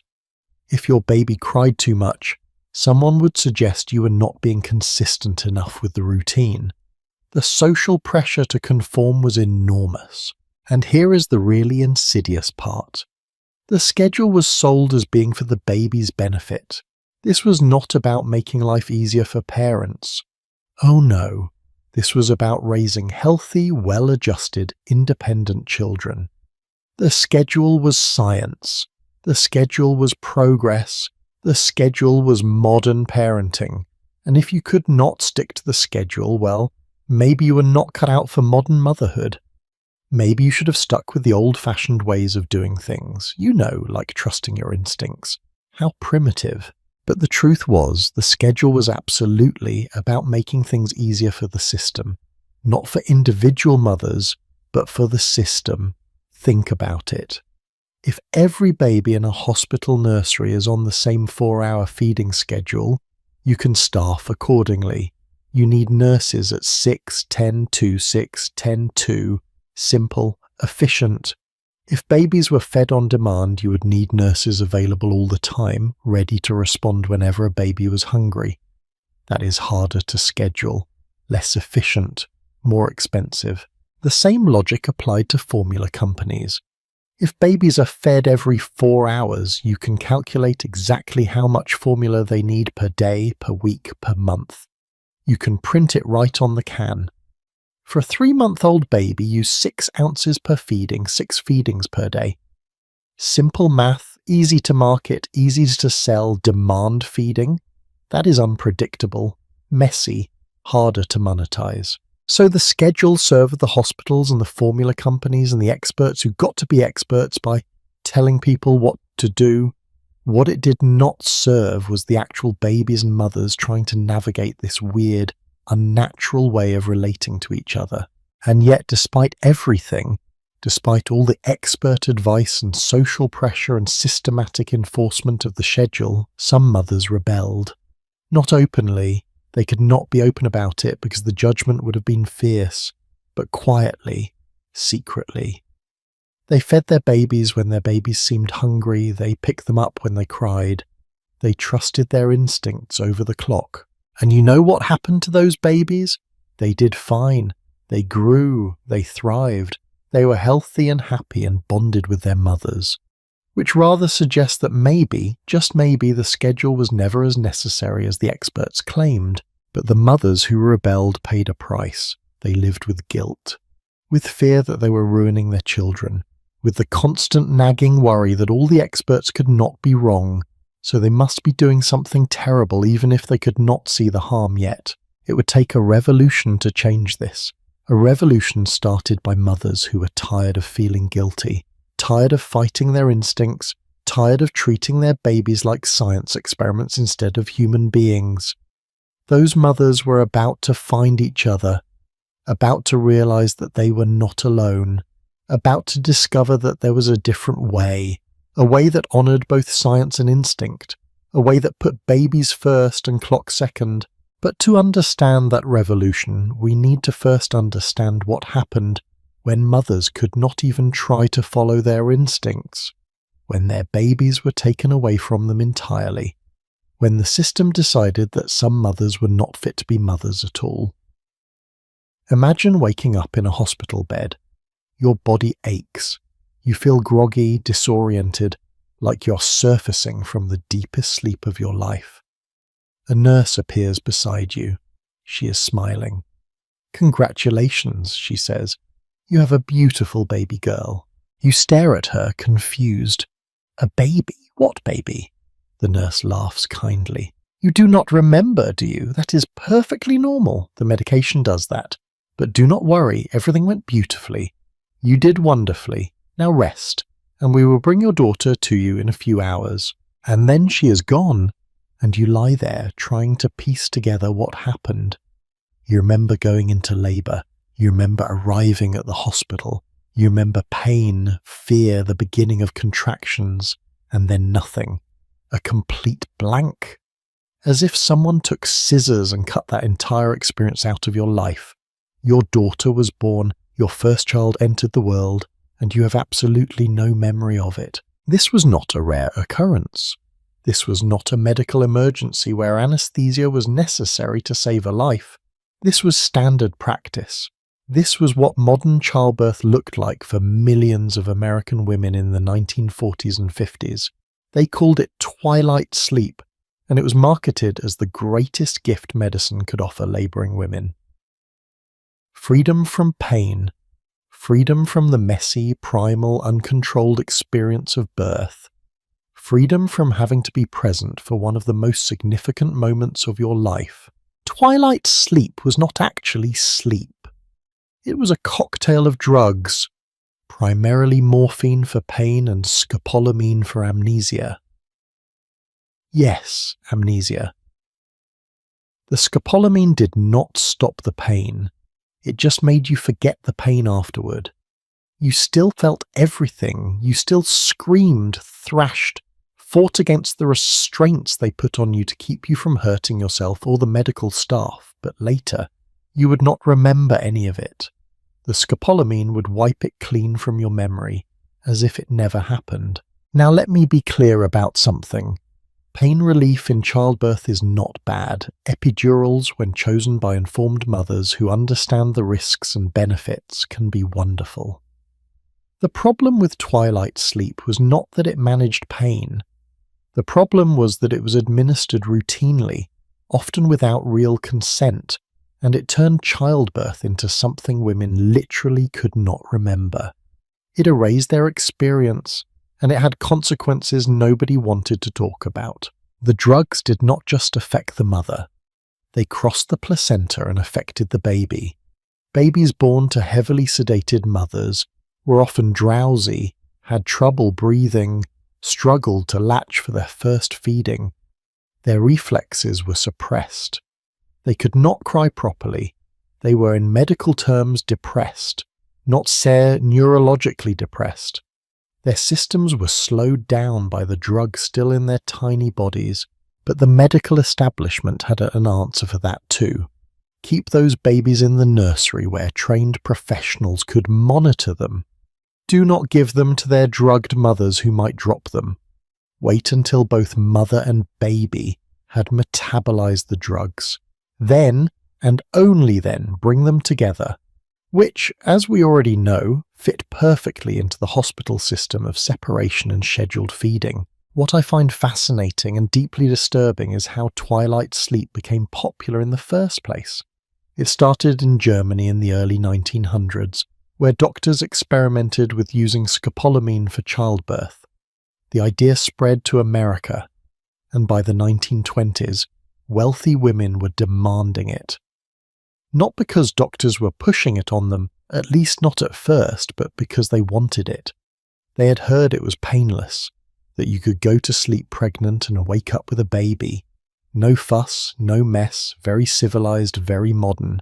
There was even a movement called the Twilight Sleep Association, founded in 1914 by wealthy American women who had traveled to Germany to give birth under this method. They came back and advocated for it passionately. They wrote articles, gave speeches, demanded that American hospitals offer it. And hospitals, seeing an opportunity to attract wealthy clientele, complied. But here is what those early advocates did not know, or maybe did not want to know. The German doctors who pioneered twilight sleep had to use physical restraints on labouring women, straitjackets sometimes, padding on the walls, because the scopolamine made women wild, disoriented, combative. They would thrash and scream and try to escape. The drug did not make labour peaceful, it made it chaotic. But afterward, the women remembered none of it. So they reported that it was wonderful, painless, easy, and other women believed them. By the 1940s and 50s, twilight sleep had evolved. The restraints became more sophisticated. Hospitals designed special labour rooms with padded rails on the beds. Some hospitals used what they called labour cribs, which were essentially adult-sized cribs with high bars to prevent women from climbing out. Because that is what heavily drugged labouring women would try to do. Climb out, escape, run away from whatever nightmare their drugged minds were experiencing. And the staff, they had to manage these women, hold them down sometimes, prevent them from hurting themselves. It was chaotic, exhausting, even dangerous for the medical staff. But the women would not remember, so it was okay. The end justified the means. A painless birth, or at least a birth with no memory of pain, was worth it. One nurse who worked in a maternity ward in the 1950s gave an interview years later. She described the twilight sleep births as the most disturbing part of her job. She said women would beg for help, cry for their mothers, scream things that made no sense, and the nurses had to just hold them, restrain them, tell them soothing lies they would not remember. "You are doing great. Almost there, everything is fine." When in reality the woman was terrified, in pain, completely out of control of her own body. This nurse said that when the babies were born, the mothers were often unconscious at that point. They had been given so much medication that they were simply out, not asleep, unconscious. The baby would be born and the mother would not even know, would not hear that first cry, would not see her baby immediately. Hours would pass before she was conscious enough to meet her child, and even then she would be so drugged that the moment would be foggy, surreal, disconnected. She also described something that still gives me chills. She said that some women would wake up from twilight sleep and not believe they'd given birth. The nurses would tell them, "You have a baby, a son, a daughter," and the women would insist it had not happened yet. They were still pregnant. This could not be their baby because they did not remember delivering a baby. The disconnect between what their bodies had done and what their minds remembered was so complete that they could not integrate the two realities. Think about that. The most primal, powerful, transformative experience in human biology, and these women had no memory of it, no connection to it. They went from being pregnant to not being pregnant, and everything in between was just gone, erased. As if their bodies had done something without them, without their participation or consent or awareness. Now you might wonder, did no one question this? Did no one think this was strange or wrong? Some people did. Some doctors raised concerns about the effects on babies. Some nurses were uncomfortable with the restraints and the violence of it. Some mothers, after experiencing it, said they did not want to do it again for their next child. They would rather feel the pain and be present than be erased from their own experience. But the cultural momentum was too strong, because twilight sleep fit perfectly into the larger philosophy of modern scientific childbirth. Childbirth was not a natural process to be supported. It was a medical event to be managed. Women's bodies were not to be trusted. They needed to be controlled. And women themselves were too emotional, too irrational to handle the intensity of labour. Better to remove them from the equation entirely. Let the doctors and nurses handle everything. Give the woman her baby afterward, clean and wrapped and ready to go, like picking up a package from the post office. This philosophy extended beyond just the drugs. It was about the entire environment of childbirth. Women laboured alone, without their husbands or mothers or friends. Just hospital staff who were, more often than not, strangers. When the actual delivery happened, women were often strapped to delivery tables with their legs in stirrups, sometimes their wrists restrained as well. The position was not natural or comfortable or conducive to an easy birth. But it was convenient for the doctor. He could sit at the end of the table and have a clear view and easy access. The woman's comfort was secondary, and after the baby was born, the woman was often given more drugs, sometimes to help her uterus contract, sometimes to dry up her breast milk as we discussed earlier, sometimes just to keep her sedated and compliant during the recovery period. More drugs meant more control, more predictability, less mess. I found a photograph from a 1952 medical textbook showing the ideal delivery room setup. The woman is completely covered in sterile drapes except for the area where the baby will emerge. Her face is covered. Her identity is erased. She is just a body, a vessel. The baby is the product, and the mother is the manufacturing facility. That sounds harsh, but look at the image and tell me I'm wrong.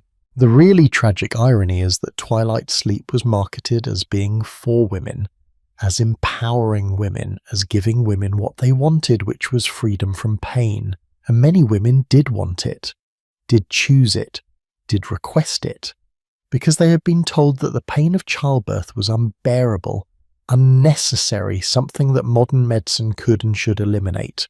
But nobody told them about the cost, the loss of agency, the loss of memory, the loss of that first moment with their baby, the lingering effects of the drugs in their newborns, the difficulty establishing breastfeeding when both mother and baby were drugged, the strange, disconnected feeling of becoming a mother without actually experiencing birth.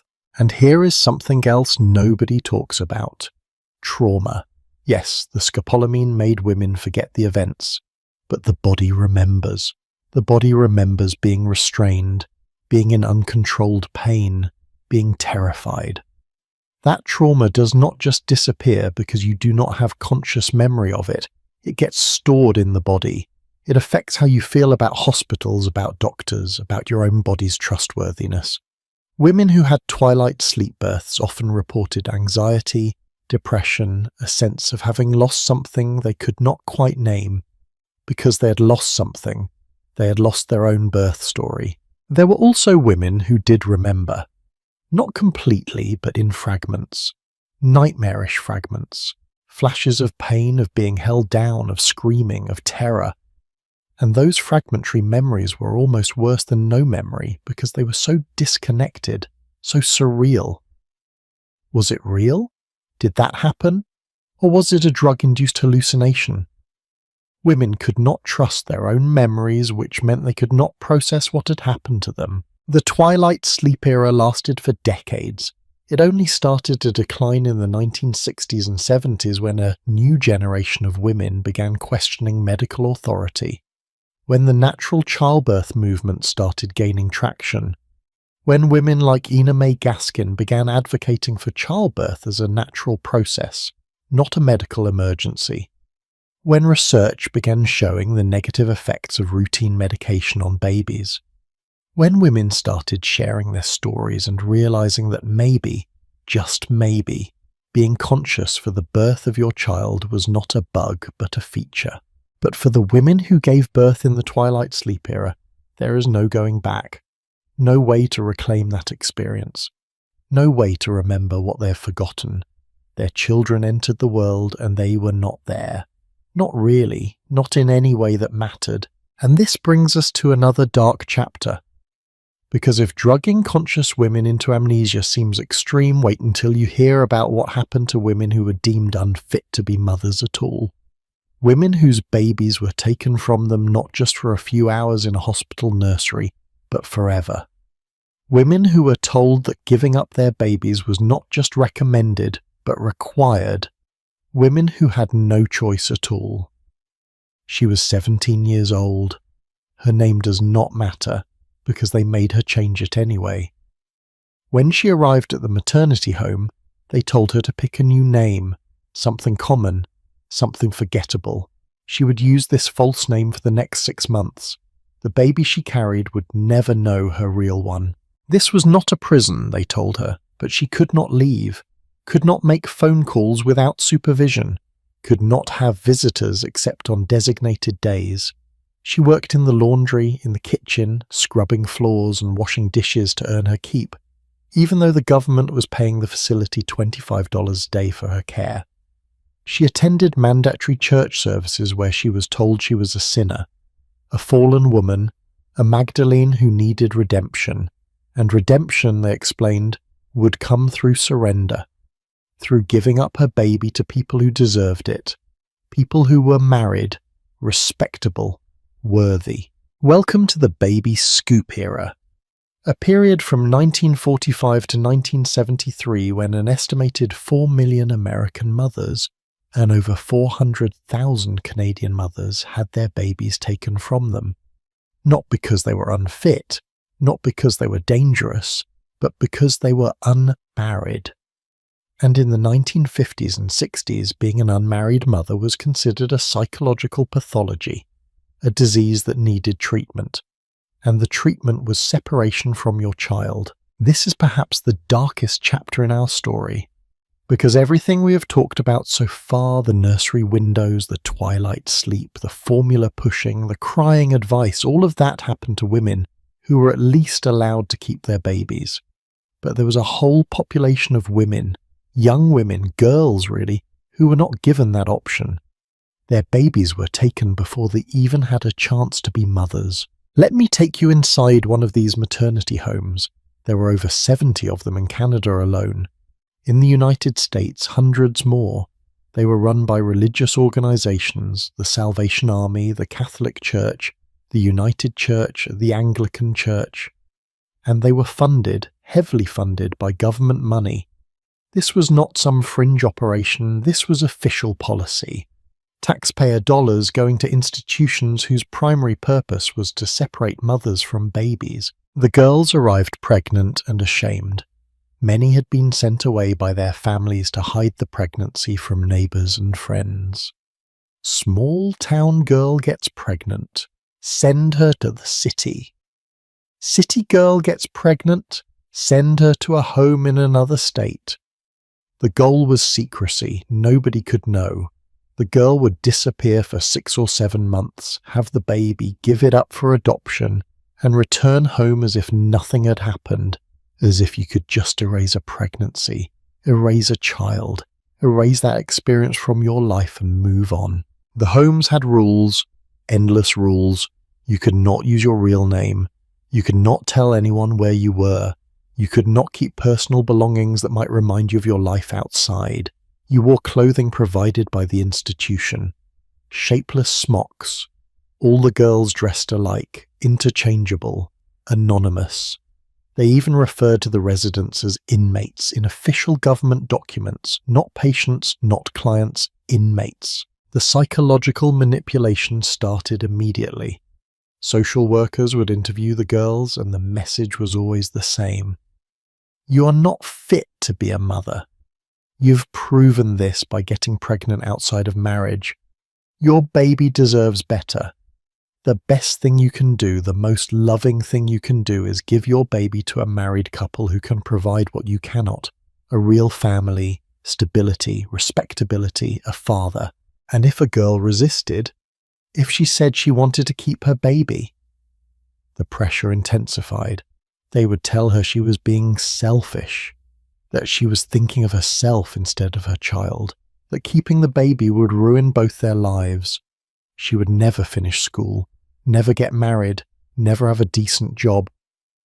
And her child would grow up in shame, labelled a bastard, suffering for her mistakes. Some homes required girls to sign adoption papers before they were even admitted, before they had given birth, before they had held their babies. As a condition of receiving shelter and medical care, they had to agree in advance to surrender their child. How is that consent? How is that a choice? The birth experience for these young women was designed to be traumatic. They were dropped off at hospitals by maternity home staff and left there alone. No support, no preparation. Many had received no education about labour and delivery. They had no idea what was happening to their bodies. They were terrified, and they gave birth alone, often restrained, often heavily medicated, with staff who knew their babies would be taken and treated them accordingly. After the baby was born, policies varied, but they were all cruel. Some homes allowed no contact whatsoever. The baby was taken immediately. The mother never saw it, never held it, never heard it cry. She would wake up in recovery and be told, "It is done, your baby has been placed. Try not to think about it." Try not to think about it. As if you could forget giving birth.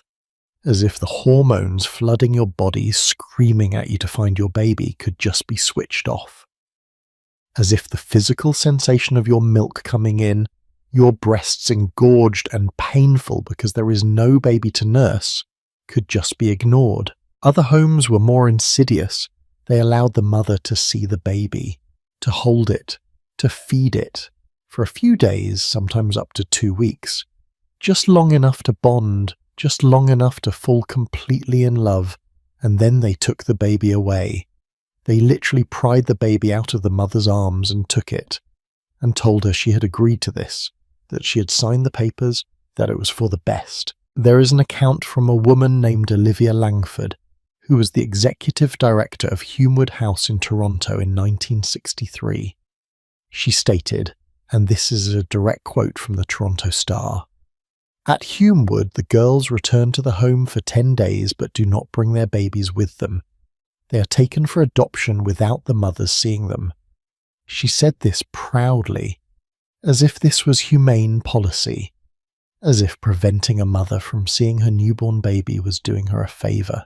The entire system was designed to make the experience so horrible that the girls would never do it again. It was punishment. Dr. Marion Hillard of Women's College Hospital in Toronto actually said this in 1956. When she renounces her child for its own good, the unwed mother has learned a lot. She has learned an important human value. She has learned to pay the price of her misdemeanor, and this alone, if punishment is needed, is punishment enough. Punishment for getting pregnant, for being young and making a mistake, and for being human. The punishment was losing your child. The mothers were not allowed to grieve. They were expected to move on, to forget, to be grateful that their problem had been solved. They returned to their families and were told never to speak of it. It never happened. You do not have a child. You were never pregnant. Life goes on. But of course, life did not just go on. How could it? These women had given birth. Their bodies had done this incredible primal thing. They had created life, and then that life was taken from them. Many of them never got over it, never stopped wondering, where is my child? Is my child okay? Does my child think about me? Did my child ever know I wanted to keep them? The psychological impact was devastating. Depression, anxiety, complicated grief that had no outlet because they were not allowed to acknowledge the loss. Some women could not have more children afterward, their bodies somehow knowing, remembering, refusing to go through that again. Others had children later and struggled with overwhelming fear of losing them too, or struggled with the guilt of getting to keep these children when their first child was taken. And the children, the adoptees, many of them grew up feeling that something was missing, that there was a hole in their story. In many cases, adoption records were sealed, permanently. Mother and child could not find each other even if they wanted to, even if they spent their whole lives searching. We know now from research, from testimony, from the thousands of women who have finally been able to tell their stories that this was not about helping children. This was about maintaining social control, about punishing female sexuality, about providing babies for infertile married couples who desperately wanted them, because that is the other side of this story. While poor young women were being coerced into giving up their babies, wealthy and fertile couples were being told that adoption was the answer to their prayers, that these babies were available, that the mothers did not want them, that it was all very clean and simple and everyone benefited. In reality, it was a supply and demand market. Demand for adoptable white infants was high, so the system created supply. Maternity homes full of young women who could be convinced, coerced, or forced into surrendering their babies. By the mid-1960s, 80 to 90% of white infants available for adoption came from unmarried mothers in maternity homes. The social workers believed they were doing good work. They genuinely thought adoption was the best solution. They'd been taught that unmarried mothers were psychologically unfit, that they suffered from neurosis, that they were not mothers, who were incapable of proper bonding.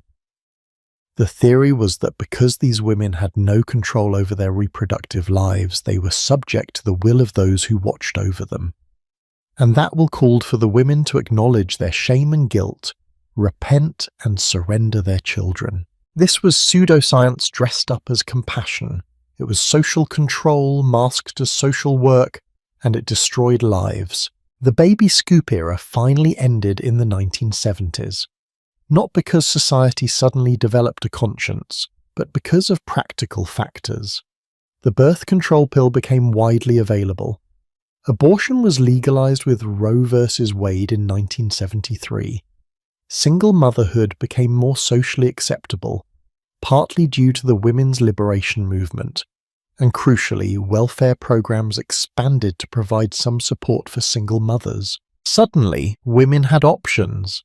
They could prevent pregnancy, they could terminate pregnancy, or they could choose to parent as single mothers without being completely ostracized. The supply of adoptable white infants dried up. Annual non-relative adoptions dropped from 89,000 in 1970 to 47,000 in 1975. By 2003, only 14,000 infants were placed for adoption in the entire United States. The maternity homes closed. The social workers moved on to other work. The adoptive families raised their children, most of them never knowing the full story of how those children came to them. And the mothers lived with the secret, with the loss, with the unanswered questions. Some countries have begun to acknowledge what happened.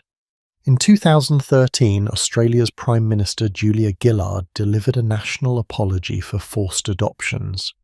In 2018, Canada's Senate issued a report called "The Shame is Ours," investigating the treatment of unmarried mothers. But the United States has never officially acknowledged the baby scoop era, never apologized, never even thoroughly investigated what happened. And now, decades later, DNA testing is allowing some mothers and children to find each other.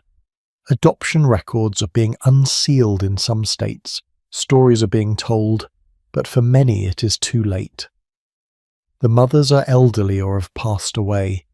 The children, now in their 50s or 60s, have lived entire lives not knowing where they came from. One woman, Karen Wilson Butabor, who was sent to a Crittenton home in Washington, D.C. at 17 in 1966, now speaks and writes about her experience. She is 75 years old, and she says this: "They are hoping that all of us baby scoop-era mothers die, and the truth of what really happened dies with us. But the truth is coming out, slowly, painfully. The truth that this was systematic, that it was government-funded, that it was not about helping babies or even about moral redemption. It was about control, about punishing women for their sexuality, about maintaining a social order where women who stepped outside the bounds of respectability lost everything. The baby scoop era was the most extreme version of everything we've been talking about. The assumption that mothers could not be trusted, that experts knew better, that women's instincts were wrong, that separation was not just acceptable but necessary. All of it taken to its logical, horrifying conclusion. But even as this darkness was happening, even as young women were losing their babies, something else was stirring, a different movement. A movement of mothers who were fighting back, who were saying no to the experts, who were trusting their bodies and their babies and their instincts, who were coming together to support each other in doing what had once been the most natural thing in the world. It began at a church picnic in Franklin Park, Illinois, on a summer day in 1956. Two women, Marion Thompson and Mary White, were nursing their babies. Not hiding in a car, not sneaking off to a bathroom, just sitting there, openly breastfeeding their children while the other families ate potato salad and watched the kids play. And something remarkable happened. People started coming up to them, not to scold them, not to tell them to cover up, but to ask questions, to share stories. "I wish I could have done that," one woman said. "I tried to breastfeed, but just could not make it work." Another woman: "My doctor told me formula was better anyway, but I always wondered." And another: "Nobody would help me. I had no idea what I was doing and I just gave up." Marion and Mary looked at each other. All these women, all these mothers who wanted to breastfeed but had failed. Not because their bodies failed them, but because they had no support, no information, no encouragement. Just doctors who pushed formula and a culture that called breastfeeding primitive and unsophisticated. What if, Mary and Marion thought, we could help them? What if we could create the support system that does not exist? What if we could share what we know with other mothers? And right there at a church picnic over fried chicken and lemonade, they decided to try. They enlisted 5 of their friends, Mary Ann Cahill, Edwina Frohlich, Mary Ann Kerwin, Viola Lennon, Betty Wagner, 7 women total, all middle-class suburban housewives, all Catholic, all mothers who were successfully breastfeeding in an era when only 20% of American women were even trying. They called themselves La Leche League, not the Breastfeeding League, because in 1956 you could not use the word breast in polite company. You could not put it on a flyer or mention it in public. So they chose a Spanish name, La Leche, meaning the milk, inspired by a shrine in Florida dedicated to Our Lady of Happy Delivery and plentiful milk. Mothers would know what it meant. That was enough. On October 17, 1956, they held their first meeting in Mary White's living room.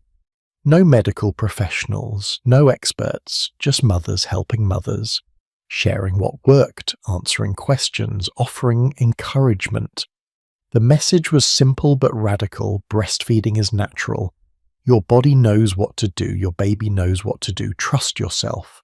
In a world where Dr. Watson told you never to hug your baby, where Dr. Spock told you to feed on a rigid schedule, where hospitals separated you from your newborn, where formula companies convinced you that your milk was inadequate.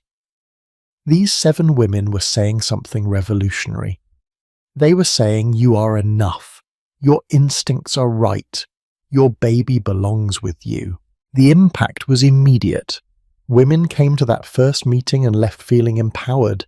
They came back, they brought friends, they started nursing their babies with confidence, and they started telling other women, there is this group, these mothers who will help you, who will not judge you, who believe in you. By 1958, just 2 years after that church picnic, La Leche League had published the first edition of The Womanly Art of Breastfeeding. Written by the 7 founders, typed at dining room tables in between diaper changes and meal preparation, this book became a Bible for breastfeeding mothers. It was practical, warm, encouraging. It answered the questions doctors would not answer. It acknowledged the challenges doctors dismissed. It treated mothers like intelligent, capable human beings who just needed good information and moral support. The book sold like crazy. Mothers were desperate for this kind of guidance. They were tired of being told they were doing it wrong, tired of fighting their instincts, tired of feeling like failures when breastfeeding did not work because nobody had taught them how to make it work. And here is what made La Leche League so brilliant. They did not fight the medical establishment head-on. They did not protest or petition or demand change. They just quietly, persistently, meeting by meeting, mother by mother, changed the culture from the ground up. They held meetings in living rooms, free meetings where any mother could come, bring her baby and get help. The format was always the same, a discussion topic, time for questions, mothers sharing their experiences, babies nursing, crawling around, being babies. It was messy and warm and utterly unlike the sterile, scheduled, controlled world of modern scientific parenting. The philosophy was revolutionary in its simplicity. Mothering through breastfeeding is natural. Mother and baby need to be together early and often. Babies have an intense need to be with their mothers. Human milk is the only food babies need for about the first 6 months. The breastfeeding relationship should continue until the baby no longer needs it. Not until the doctor says to stop. Not until the schedule says to stop until the baby is ready. They also said something that the medical establishment hated. Mothers know their babies best. Not doctors, not nurses, not experts, mothers. Trust your instincts, follow your baby's cues. If your baby seems hungry, feed them. If your baby wants to nurse for comfort, let them. If your baby wants to sleep with you, that is okay. None of this will spoil them. It will help them thrive. This was heresy.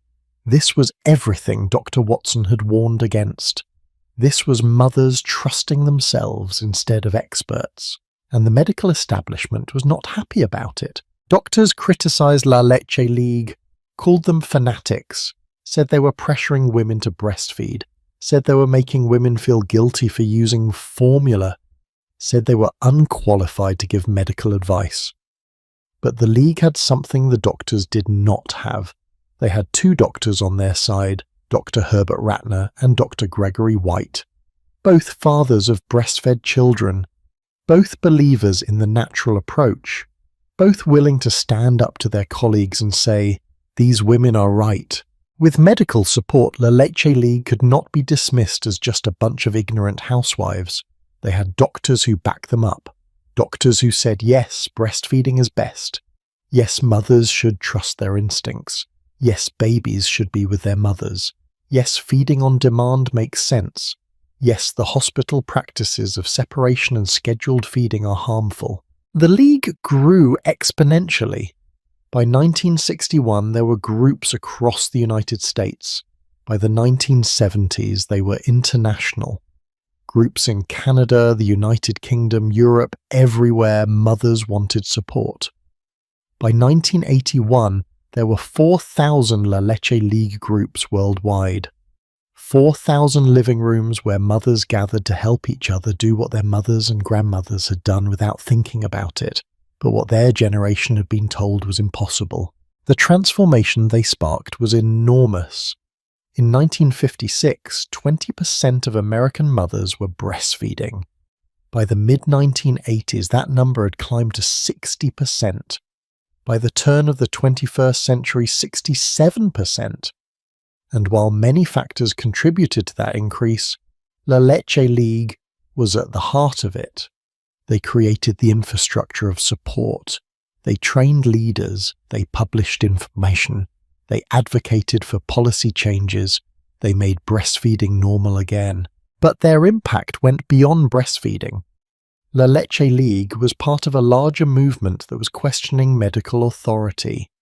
That was saying maybe doctors do not know everything.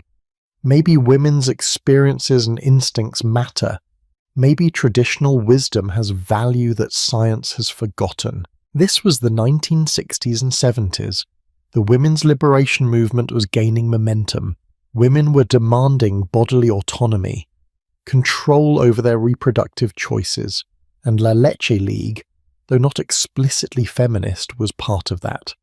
They were saying our bodies, our babies, our choices, we get to decide how we feed them, how we hold them, how we mother them. They faced criticism from all sides. Formula companies saw them as a threat and tried to undermine them.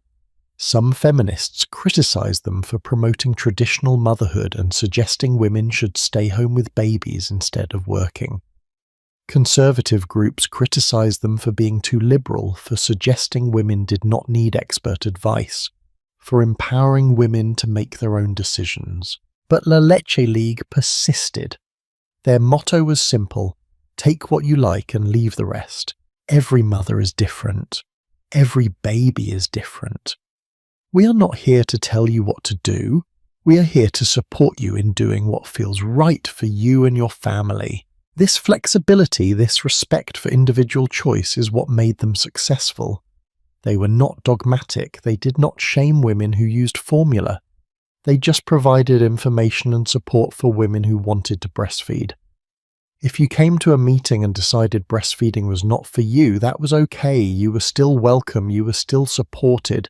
But if you wanted to breastfeed, if you wanted to hold your baby as much as you wanted, if you wanted to respond to every cry, if you wanted to trust your instincts instead of the schedule and the experts and the rule book, La Leche League said, yes, you can do this. We will help you. The leaders were volunteers, mothers who had successfully breastfed their own babies and wanted to help others. They received training, they studied the research, they learned about common problems and solutions, but most importantly they learned to listen, to support, to encourage, not to lecture or judge or mandate, but to empower. I found a letter from 1962 from a mother who had attended her first La Leche League meeting. She wrote, "For the first time since my baby was born, I feel like I am not failing.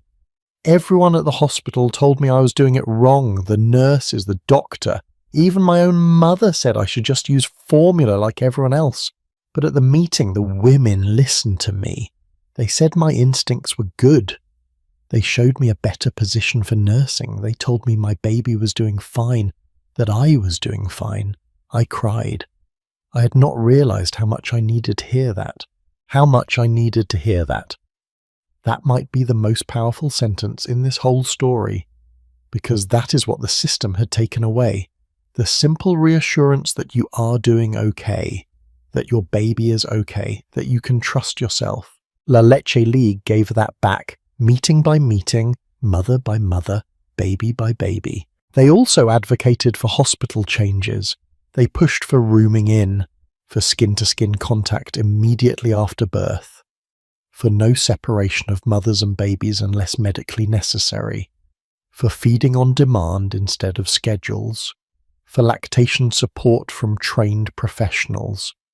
Many of the changes we now take for granted in maternity care came from pressure from La Leche League and organizations like them. In 1991, the World Health Organization and UNICEF launched the Baby Friendly Hospital Initiative, which incorporated many of La Leche League's principles. Keep mothers and babies together, support breastfeeding, no formula unless medically necessary. These ideas, which had been radical in 1956, were now official policy from the world's leading health organizations. La Leche League had gone from 7 women at a church picnic to an organization recognized by the World Health Organization, UNICEF, the American Medical Association, and countless other health groups as an authority on breastfeeding. But perhaps their greatest achievement was not the policy changes, or the statistics or the official recognition. It was the cultural shift, the quiet revolution that happened in living rooms across the world, the return of mother-to-mother support, the reclaiming of maternal instinct, the validation that mothers know their babies best. They proved that grassroots movements could challenge medical authority, that ordinary women could change the world, that you did not need credentials or degrees or institutional power. You just needed lived experience, passion, and a willingness to help each other. The icebox babies, the babies behind glass, the babies on schedules, the babies who are not supposed to be touched or held or fed on demand, those babies had mothers. And some of those mothers were starting to say no, starting to trust themselves, starting to do it differently. But changing hospital culture was just one piece. Because while La Leche League was empowering mothers to breastfeed, there was still the question of what happened during birth itself, of whether women could reclaim that experience too, of whether the twilight sleep and the restraints and the complete loss of control could be challenged, and that fight was about to begin. While 7 women in Illinois were nursing their babies at a church picnic, another revolution was taking shape at Yale University. This one was led by a woman with impressive credentials, medical degree from Johns Hopkins, training in psychoanalysis with Sigmund Freud himself, professor at one of the most prestigious medical schools in America. Her name was Dr. Edith Banfield Jackson, and she was about to challenge the entire hospital system from the inside. In 1944, Dr. Jackson had an idea that seemed almost radical in its simplicity. What if mothers and babies stayed together in the hospital, not just for feeding times, not just for scheduled visits, but together, all the time, in the same room, like they would be at home? She called it rooming in, and when she proposed it to her colleagues at Yale, the resistance was immediate and fierce.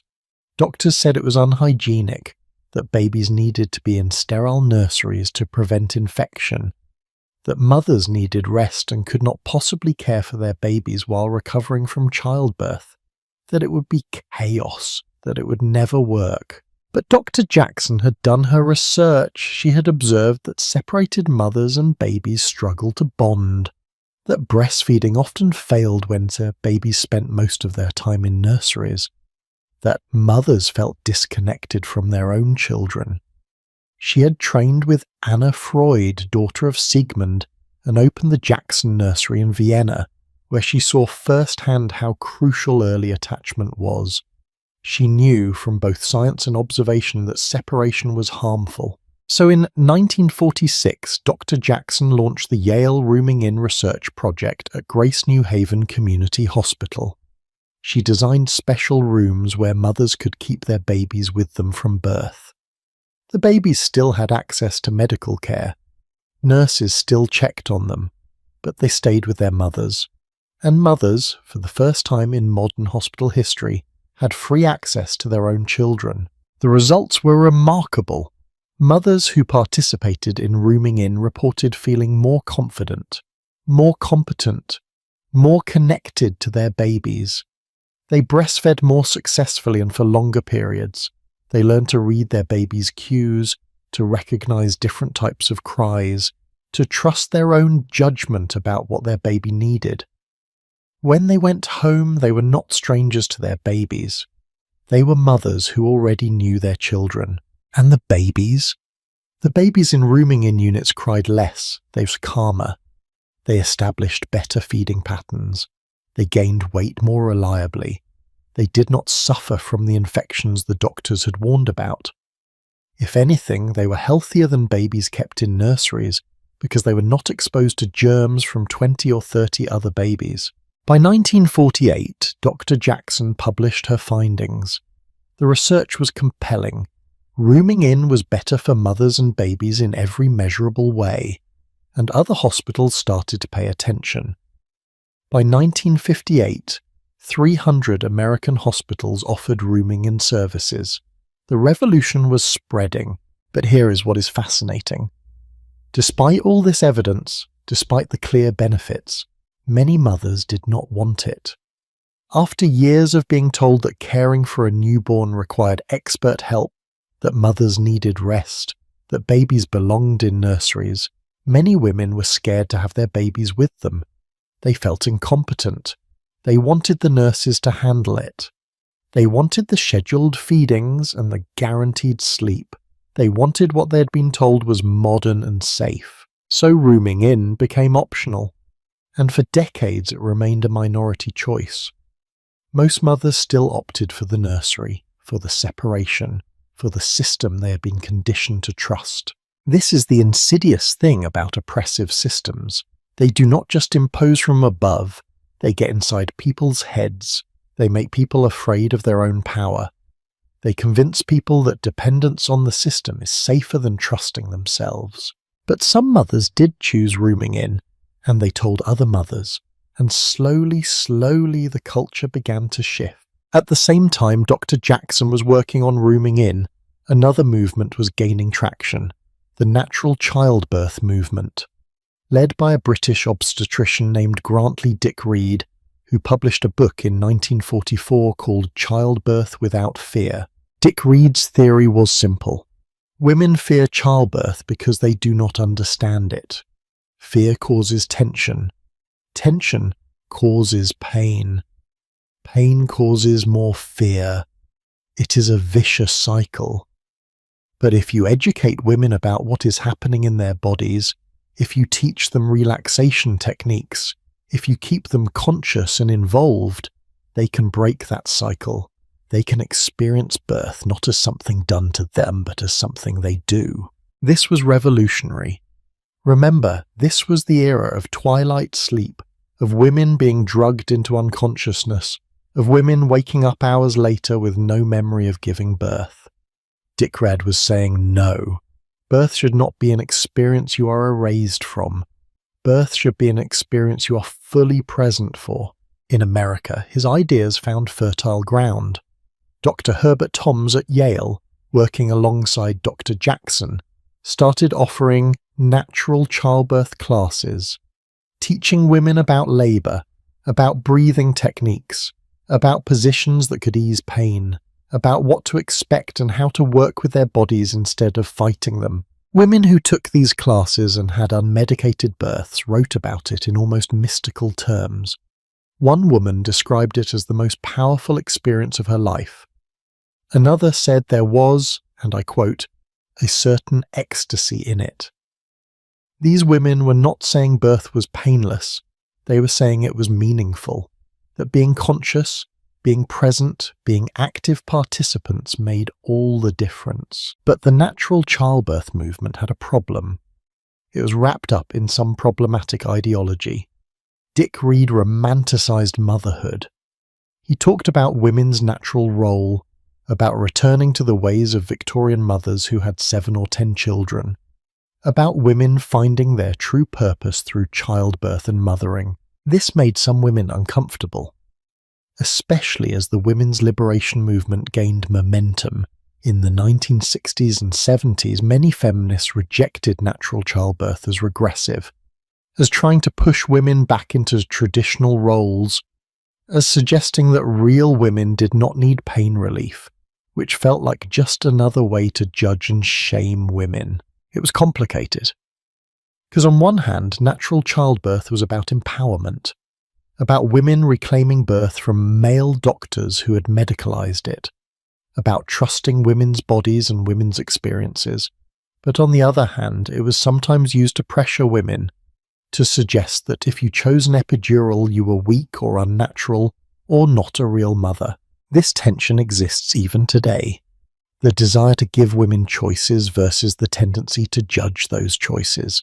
The belief that birth can be empowering versus the acknowledgement that birth is also hard and painful and sometimes medical intervention is necessary, and that is okay too. But in the 1950s and 60s, natural childbirth classes spread. Organizations like the Boston Association for Childbirth Education, founded in 1953, taught thousands of women.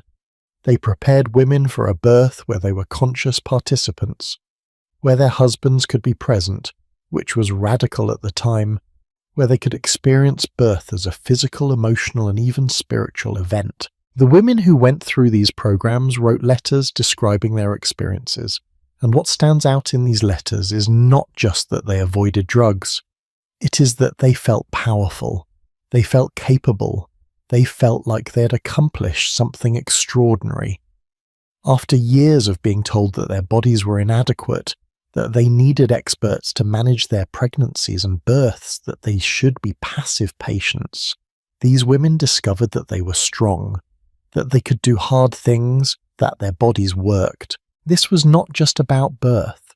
This was about reclaiming agency, about refusing to be passive, about trusting yourself in a world that told you not to. The rooming in movement and the natural childbirth movement reinforced each other. Both said, mothers and babies belong together. Both said, women's bodies know what to do. Both said, trust the process, trust yourself. Both challenged the medical establishment's assumption that hospitals and doctors knew better than mothers and nature. By the 1970s, these movements were influencing each other and building momentum. Childbirth education became standard. Husbands in the delivery room became common. Rooming in became more widely offered and more widely chosen. The rigid nursery system began to crumble. But there was still pushback. Hospitals resisted because rooming in was less efficient. It required more nursing care, more attention to individual mothers and babies, more flexibility. The assembly line model was easier to manage.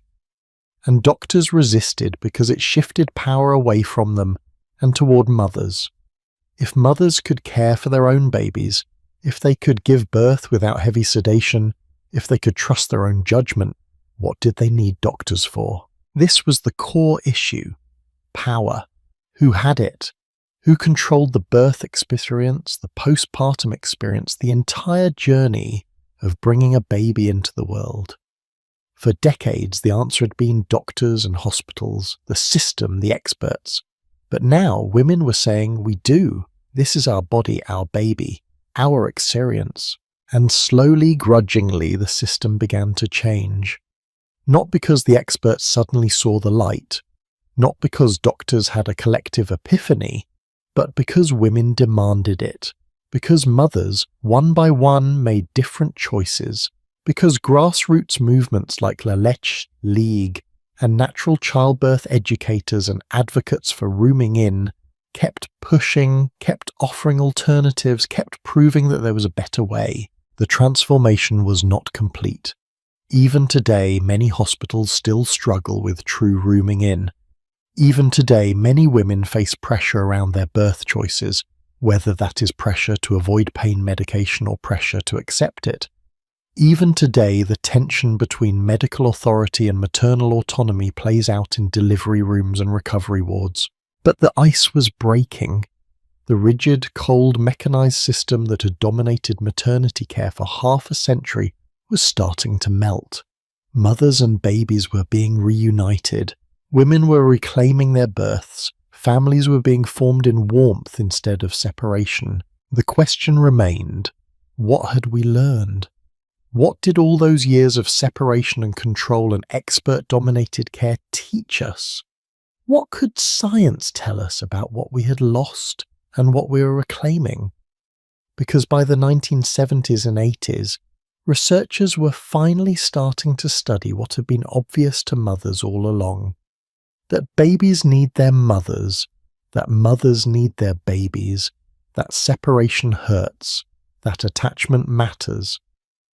Sometimes science catches up to what mothers already knew, and sometimes that science is so disturbing, so ethically problematic, that even as it validates the truth, it leaves us questioning whether the knowledge was worth the cost. In 1958, while La Leche League mothers were gathering in living rooms and Dr. Jackson's rooming-in units were proving successful, a psychologist at the University of Wisconsin was conducting an experiment that would change everything we understood about love and attachment.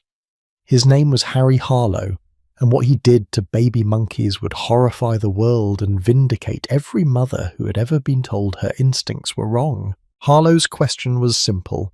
Why do babies bond with their mothers? The prevailing theory, called cupboard love, said it was all about food. Babies loved their mothers because mothers fed them. It was transactional, functional, not emotional at all. Harlow did not believe that. So he designed an experiment to prove it wrong. He took newborn rhesus monkeys away from their biological mothers immediately after birth. He placed them in cages with two surrogate mothers. One was made of cold, hard wire mesh with a bottle attached. This wire mother provided food.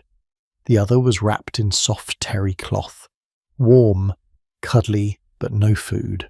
If cupboard love theory was correct, the baby monkeys would spend their time with the wire mother who fed them.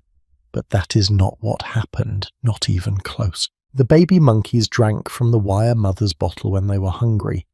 But as soon as they finished eating, they ran back to the cloth mother. They clung to her. They rubbed their faces against her soft fabric. They spent up to 18 hours a day cuddling with her, even though she provided no food whatsoever. When Harlow introduced frightening objects into the cages, something even more revealing happened. The babies who had access to the cloth mother would run to her, cling tightly, calm themselves, and then, once they felt secure, venture out to explore. The cloth mother was their safe base. With her nearby, they could be brave. Without her, they were paralyzed with fear, huddling in corners, sucking their thumbs, unable to function. Harlow presented his findings in August 1958 at the American Psychological Association conference in a paper titled The Nature of Love. His conclusion was unequivocal. Attachment is not about food. It is about what he called contact comfort. Babies, whether monkey or human, need to be held, to be touched, to feel warm, soft physical connection with a caregiver. This need is not secondary to nutrition. It is primary. It is fundamental. It is biological. This should have been a moment of triumph, validation of what mothers had been saying all along. Proof that Dr. Watson was wrong, that the feeding schedules were wrong, that the nursery separation was wrong, that everything about the icebox baby system was based on a fundamental misunderstanding of what babies need. But the triumph came at a terrible cost, because Harlow did not stop there. He went further. He had to know what would happen if monkeys were completely deprived of maternal contact, so he created what he called total isolation experiments. Baby monkeys placed alone in stainless steel cages, no mother, surrogate or real, no other monkeys, no physical contact with any living being, just isolation. The results were devastating. The monkeys who spent even 6 months in total isolation emerged with severe psychological damage. They stared blankly. They rocked back and forth. They refused to eat. They engaged in self-mutilation, biting themselves until they bled. When introduced to other monkeys, they could not interact. They were aggressive or terrified or completely withdrawn. Some died. The damage was permanent. Female monkeys who had been isolated as infants and later forced to become mothers were what Harlow called motherless mothers. They had no maternal instinct. Some ignored their babies completely. Some actively abused them, pushing them away, refusing to nurse, even attacking them. The cycle of deprivation had created the cycle of inadequate parenting that could persist across generations. Harlow's experiments are now considered profoundly unethical. He caused deliberate, permanent psychological harm to living beings to prove a point. Some of his own students had nightmares about the work. One said Harlow kept this going to the point where it was clear to many people that the work was really violating ordinary sensibilities. The experiments helped spark the animal rights movement and led to modern ethics regulations for research. But the findings could not be ignored. Harlow had proven beyond any doubt that attachment is a biological need, that deprivation of physical contact and emotional connection causes lasting damage, that there is a critical period in early development when these bonds must form, and that the effects of separation are not just emotional but physical, affecting every aspect of development. Around the same time Harlow was working with monkeys in Wisconsin, a British psychiatrist named John Bowlby was studying human children. Bowlby had been troubled by what he saw in his work at the London Child Guidance Clinic before World War II. Disturbed children, delinquent children. And when he looked at their histories, he found a pattern. Many of them had been separated from their mothers for extended periods when they were very young. In 1944, Bowlby published a study of 44 young thieves. He found that 14 of them could be described as affectionless psychopaths, meaning they showed no guilt or empathy, and 12 of those 14 had been separated from their mothers for at least 6 months before they turned 5. It was a small study with methodological problems, but it suggested something important. Early separation might have serious lasting consequences. After the war, the World Health Organization asked Bowlby to investigate the mental health of homeless children, a huge population in post-war Europe. Bowlby travelled to Switzerland, France, the Netherlands, Sweden and the United States, consulting experts and reviewing research. His 1951 report, Maternal Care and Mental Health, concluded that prolonged separation from maternal care has damaging and far-reaching effects on character formation and future life. Bowlby argued that for healthy development, infants and young children need a warm, intimate and continuous relationship with their mother, or a permanent mother substitute. Without this, they suffer what he called maternal deprivation, which could lead to emotional problems, difficulty forming relationships, and impaired intellectual development. There was, he claimed, a critical period, roughly the first 2 to 3 years of life during which this attachment must form. His theory was controversial. Some critics said the evidence was weak. Others objected to his focus on mothers specifically, worried it would be used to pressure women to stay home instead of working. And indeed, that is exactly what happened. Governments used Bowlby's research to justify policies discouraging women from working, saying children needed their mothers at home full-time.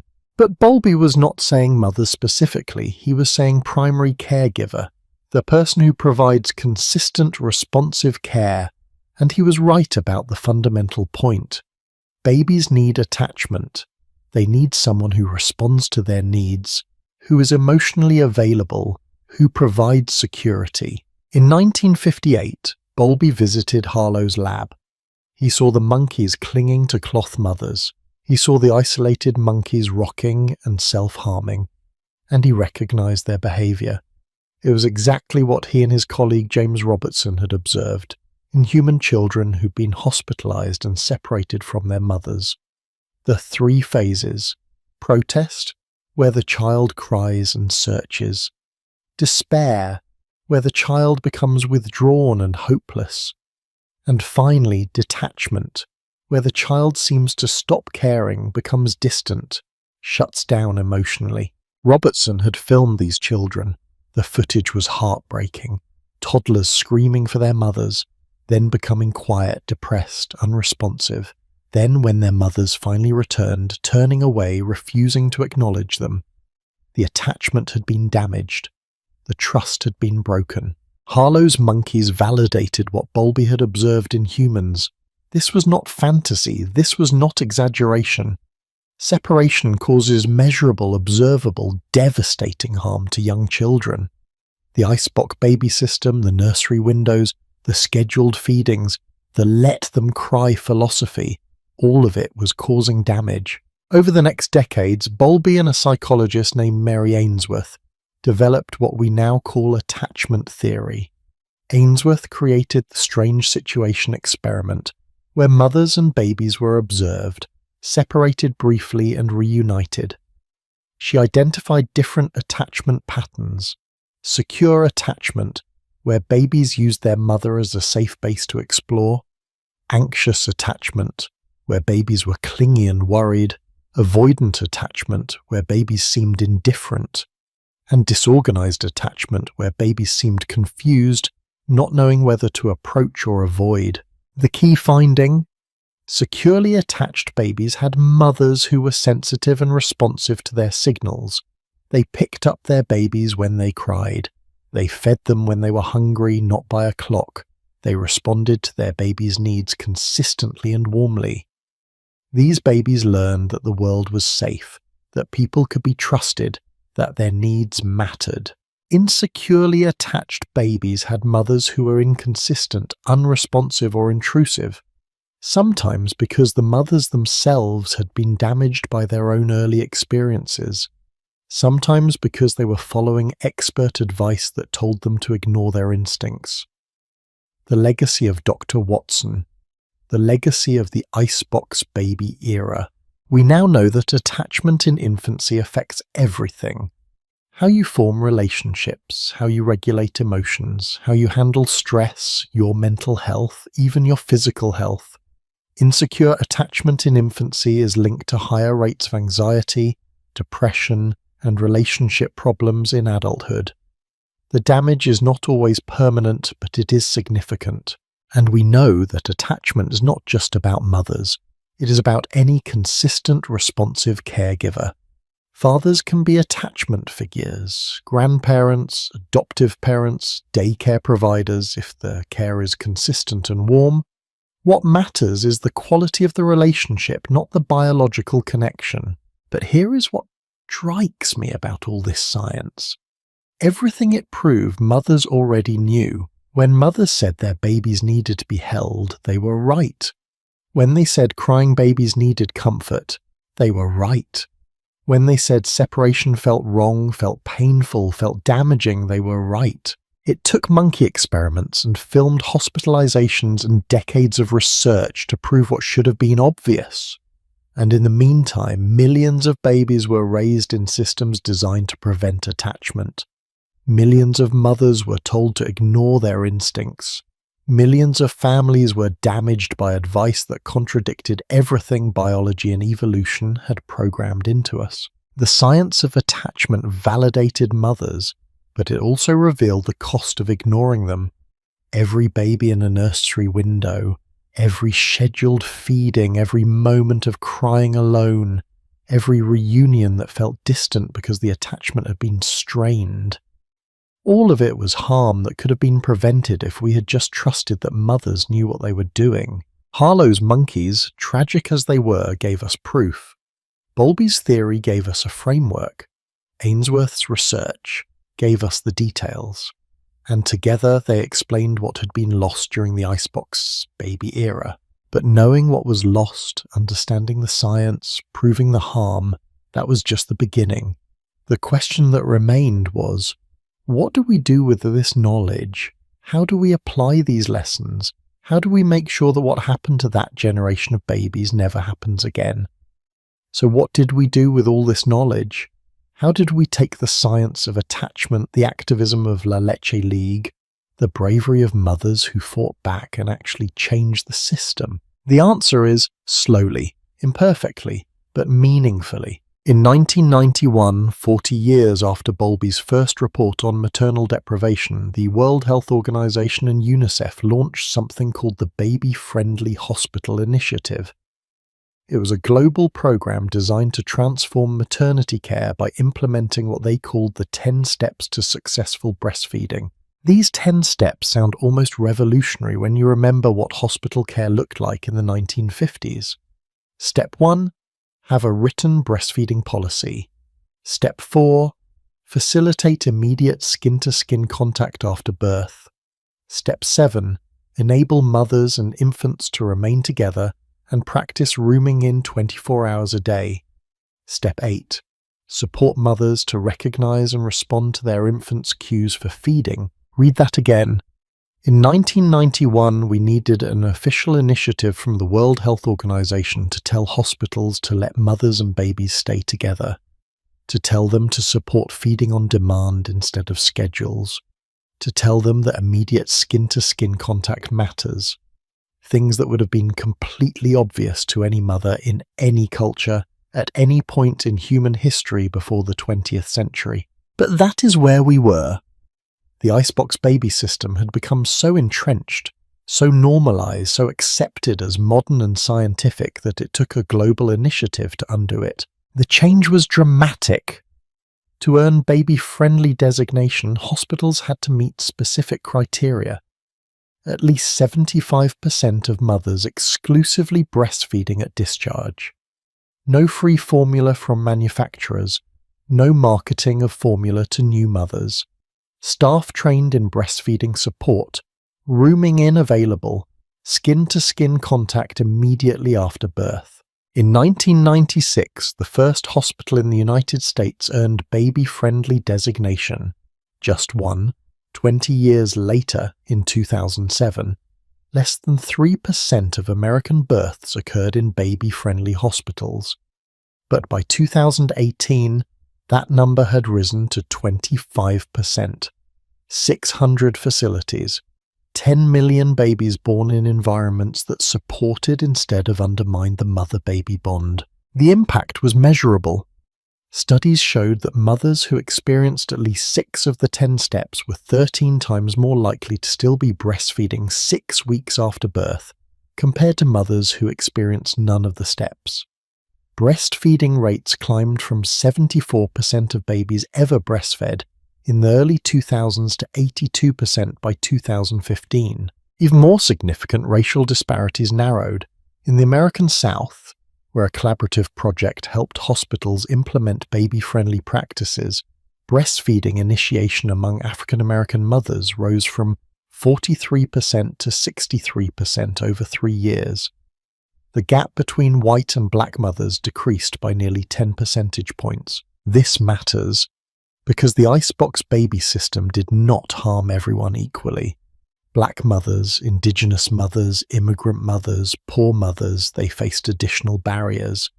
They were more likely to be in hospitals with worse practices, more likely to be pressured toward formula, more likely to have their instincts dismissed. The return to evidence-based, baby-friendly care helped address some of that inequity. Today, in 2025, most American mothers have access to hospitals that practice at least some of the 10 steps, even if they are not officially designated baby-friendly. Immediate skin-to-skin contact is standard in many facilities. Rooming in is widely available. Lactation consultants are common. The culture has shifted. But we are not all the way back, we are not even close. Only 10% of babies globally are born in baby-friendly facilities. In many parts of the world, the icebox baby practices persist. Formula marketing is aggressive. Hospital protocols still separate mothers and babies. The fight continues. And even in places with baby-friendly hospitals, the system has structural problems that undermine attachment. Parental leave policies in the United States are abysmal. Most mothers get zero paid leave. Many return to work within weeks of giving birth, forced to choose between economic survival and staying with their babies. Childcare is expensive and often institutional, echoing the very separation we now know is harmful. The pressure on mothers remains intense. Not the old pressure to follow rigid schedules and ignore crying, but new pressure. Pressure to breastfeed exclusively even when struggling. Pressure to co-sleep or not co-sleep. Pressure to baby wear or use the right stroller. Pressure to practice attachment parenting perfectly, as if mothers who work or use formula or cannot breastfeed are somehow failing their children. This is not what the science says. The science says babies need consistent, responsive caregiving. They need someone who pays attention to their signals, who meets their needs, who provides comfort and security. That someone does not have to be the biological mother. It does not have to be one person. It can be fathers, grandparents, adoptive parents, foster parents, paid caregivers. What matters is the quality of care, the consistency of the relationship, the emotional availability of the caregiver. The science also says that stressed, unsupported, exhausted mothers cannot provide optimal care, that when we put all the responsibility on individual mothers, when we provide no structural support, when we offer no paid leave, no affordable childcare, no healthcare, no community, we are setting families up to fail. The legacy of the icebox baby era is not just about what happened then. It is about the lessons we learned and whether we are applying them. We learned that separation harms babies. So why do we still have systems that separate mothers and newborns for non-medical reasons? Why do we pressure mothers back to work before attachment is secure? Why do we make childcare so expensive that many families cannot afford consistent high-quality care? We learned that rigid schedules undermine breastfeeding and attachment. So why do we still give conflicting advice about feeding? Why do some pediatricians still recommend scheduled feedings? Why do parenting books still obsess over sleep training methods that involve leaving babies to cry? We learned that maternal instinct is usually right. So why do we still have a culture of expert worship? Why do we tell mothers to trust the book, trust the doctor, trust the app, trust anyone except themselves? Why do we make mothers feel incompetent and anxious instead of confident and capable? We learned that babies are not machines that need programming. They are human beings who need connection. So why do we still use language like sleep training and self-soothing that frames normal baby behavior as a problem to be solved? The icebox baby era taught us what happens when we ignore biology, evolution, and maternal wisdom in favor of theories that make adults' lives more convenient. The cost was enormous. Generations of babies who did not get the connection they needed. Generations of mothers who were told their love was dangerous, their touch was harmful, their instincts were wrong. Some of those babies grew up to be the parents of today. They carry that early trauma, often without knowing why relationships are hard, why trust is difficult, why they struggle with emotional regulation. The intergenerational effects of attachment disruption are real and measurable. But here is the hope. Attachment can be repaired. Adults can develop earned security through therapy, through healthy relationships, through conscious parenting that breaks the cycle. The damage is not always permanent. The brain remains plastic. Healing is possible, and we know how to do better. We have the science, we have the activists, we have the hospitals implementing baby-friendly practices, we have the La Leche League groups still meeting in living rooms, we have the lactation consultants and doulas and midwives and pediatricians who support families. We have a generation of parents who are determined to do it differently. What we need is structural change, paid family leave, affordable childcare, healthcare that is not tied to employment, hospitals that universally practice the 10 steps, communities that support families, culture that values caregiving as much as it values productivity. We need to stop treating motherhood as an individual responsibility and start treating it as a collective investment. Because when we support mothers, we support babies. When we support babies, we create healthier, more secure adults. When we create healthier adults, we build a better society. The story of the icebox babies is not just history. It is a warning and a lesson. A warning about what happens when we let theory override instinct, when we prioritize efficiency over humanity, when we treat babies like products on an assembly line. And a lesson about resilience, about mothers who fought back, about science that eventually caught up, about systems that can change when we demand it. Every time a mother holds her newborn skin to skin in the delivery room, she is benefiting from decades of activism and research. Every time a baby nurses on demand instead of by a schedule, that is a victory over the rigid systems of the past. Every time a hospital keeps mothers and babies together, that is proof that change is possible. But every time a mother goes back to work at 6 weeks postpartum because she cannot afford unpaid leave, that is evidence we have further to go.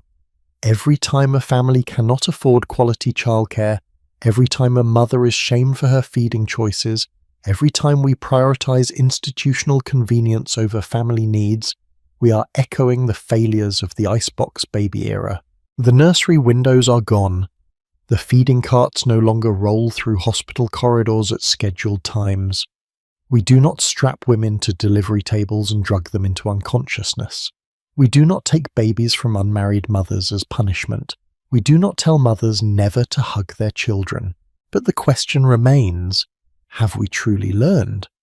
Or have we just found new ways to separate, to control, to undermine the fundamental human need for connection? The answer depends on what we do next, on whether we continue fighting for family-friendly policies, on whether we support mothers instead of judging them, on whether we build communities instead of leaving families isolated, on whether we remember what the icebox babies taught us about what happens when we ignore our humanity in pursuit of efficiency and control. Those babies behind the nursery glass, those mothers pressing their hands against the window trying to touch their newborns, those families torn apart by systems that claim to know better, they deserve for us to remember, to learn, to do better. And we have the knowledge, we have the science, we have the examples of what works. What we need is the will to change systems, not just individual practices, to value connection over convenience, to trust mothers, to protect babies, to build a world where the icebox baby era remains in the past. A cautionary tale we tell to remind ourselves of how far we have come and how vigilant we must remain, because the story is not over. Every baby born today is born into the legacy of that era. Every parent is navigating the aftermath. And every choice we make, as individuals and as a society, either moves us closer to or further from the fundamental truth that mothers knew all along. Babies need to be held. They need to be fed when hungry. They need to be comforted when crying. They need connection, not separation. Love, not schedules. Presence, not efficiency. It is that simple and that profound. Thank you for spending these hours with me, traveling through this difficult but important history. These stories matter. These mothers and babies and the fights they fought and the systems they changed, they matter. We honor them by remembering, by learning, and by continuing to push for a world where every baby gets the connection they need and every mother is supported in providing it. If you found this story meaningful, I hope you will share it. These histories need to be told, these lessons need to be remembered, and these conversations need to continue. Stay curious, stay kind, and keep listening to the voices that history tried to silence. There are so many more stories to tell, so many more threads of history waiting to be unraveled.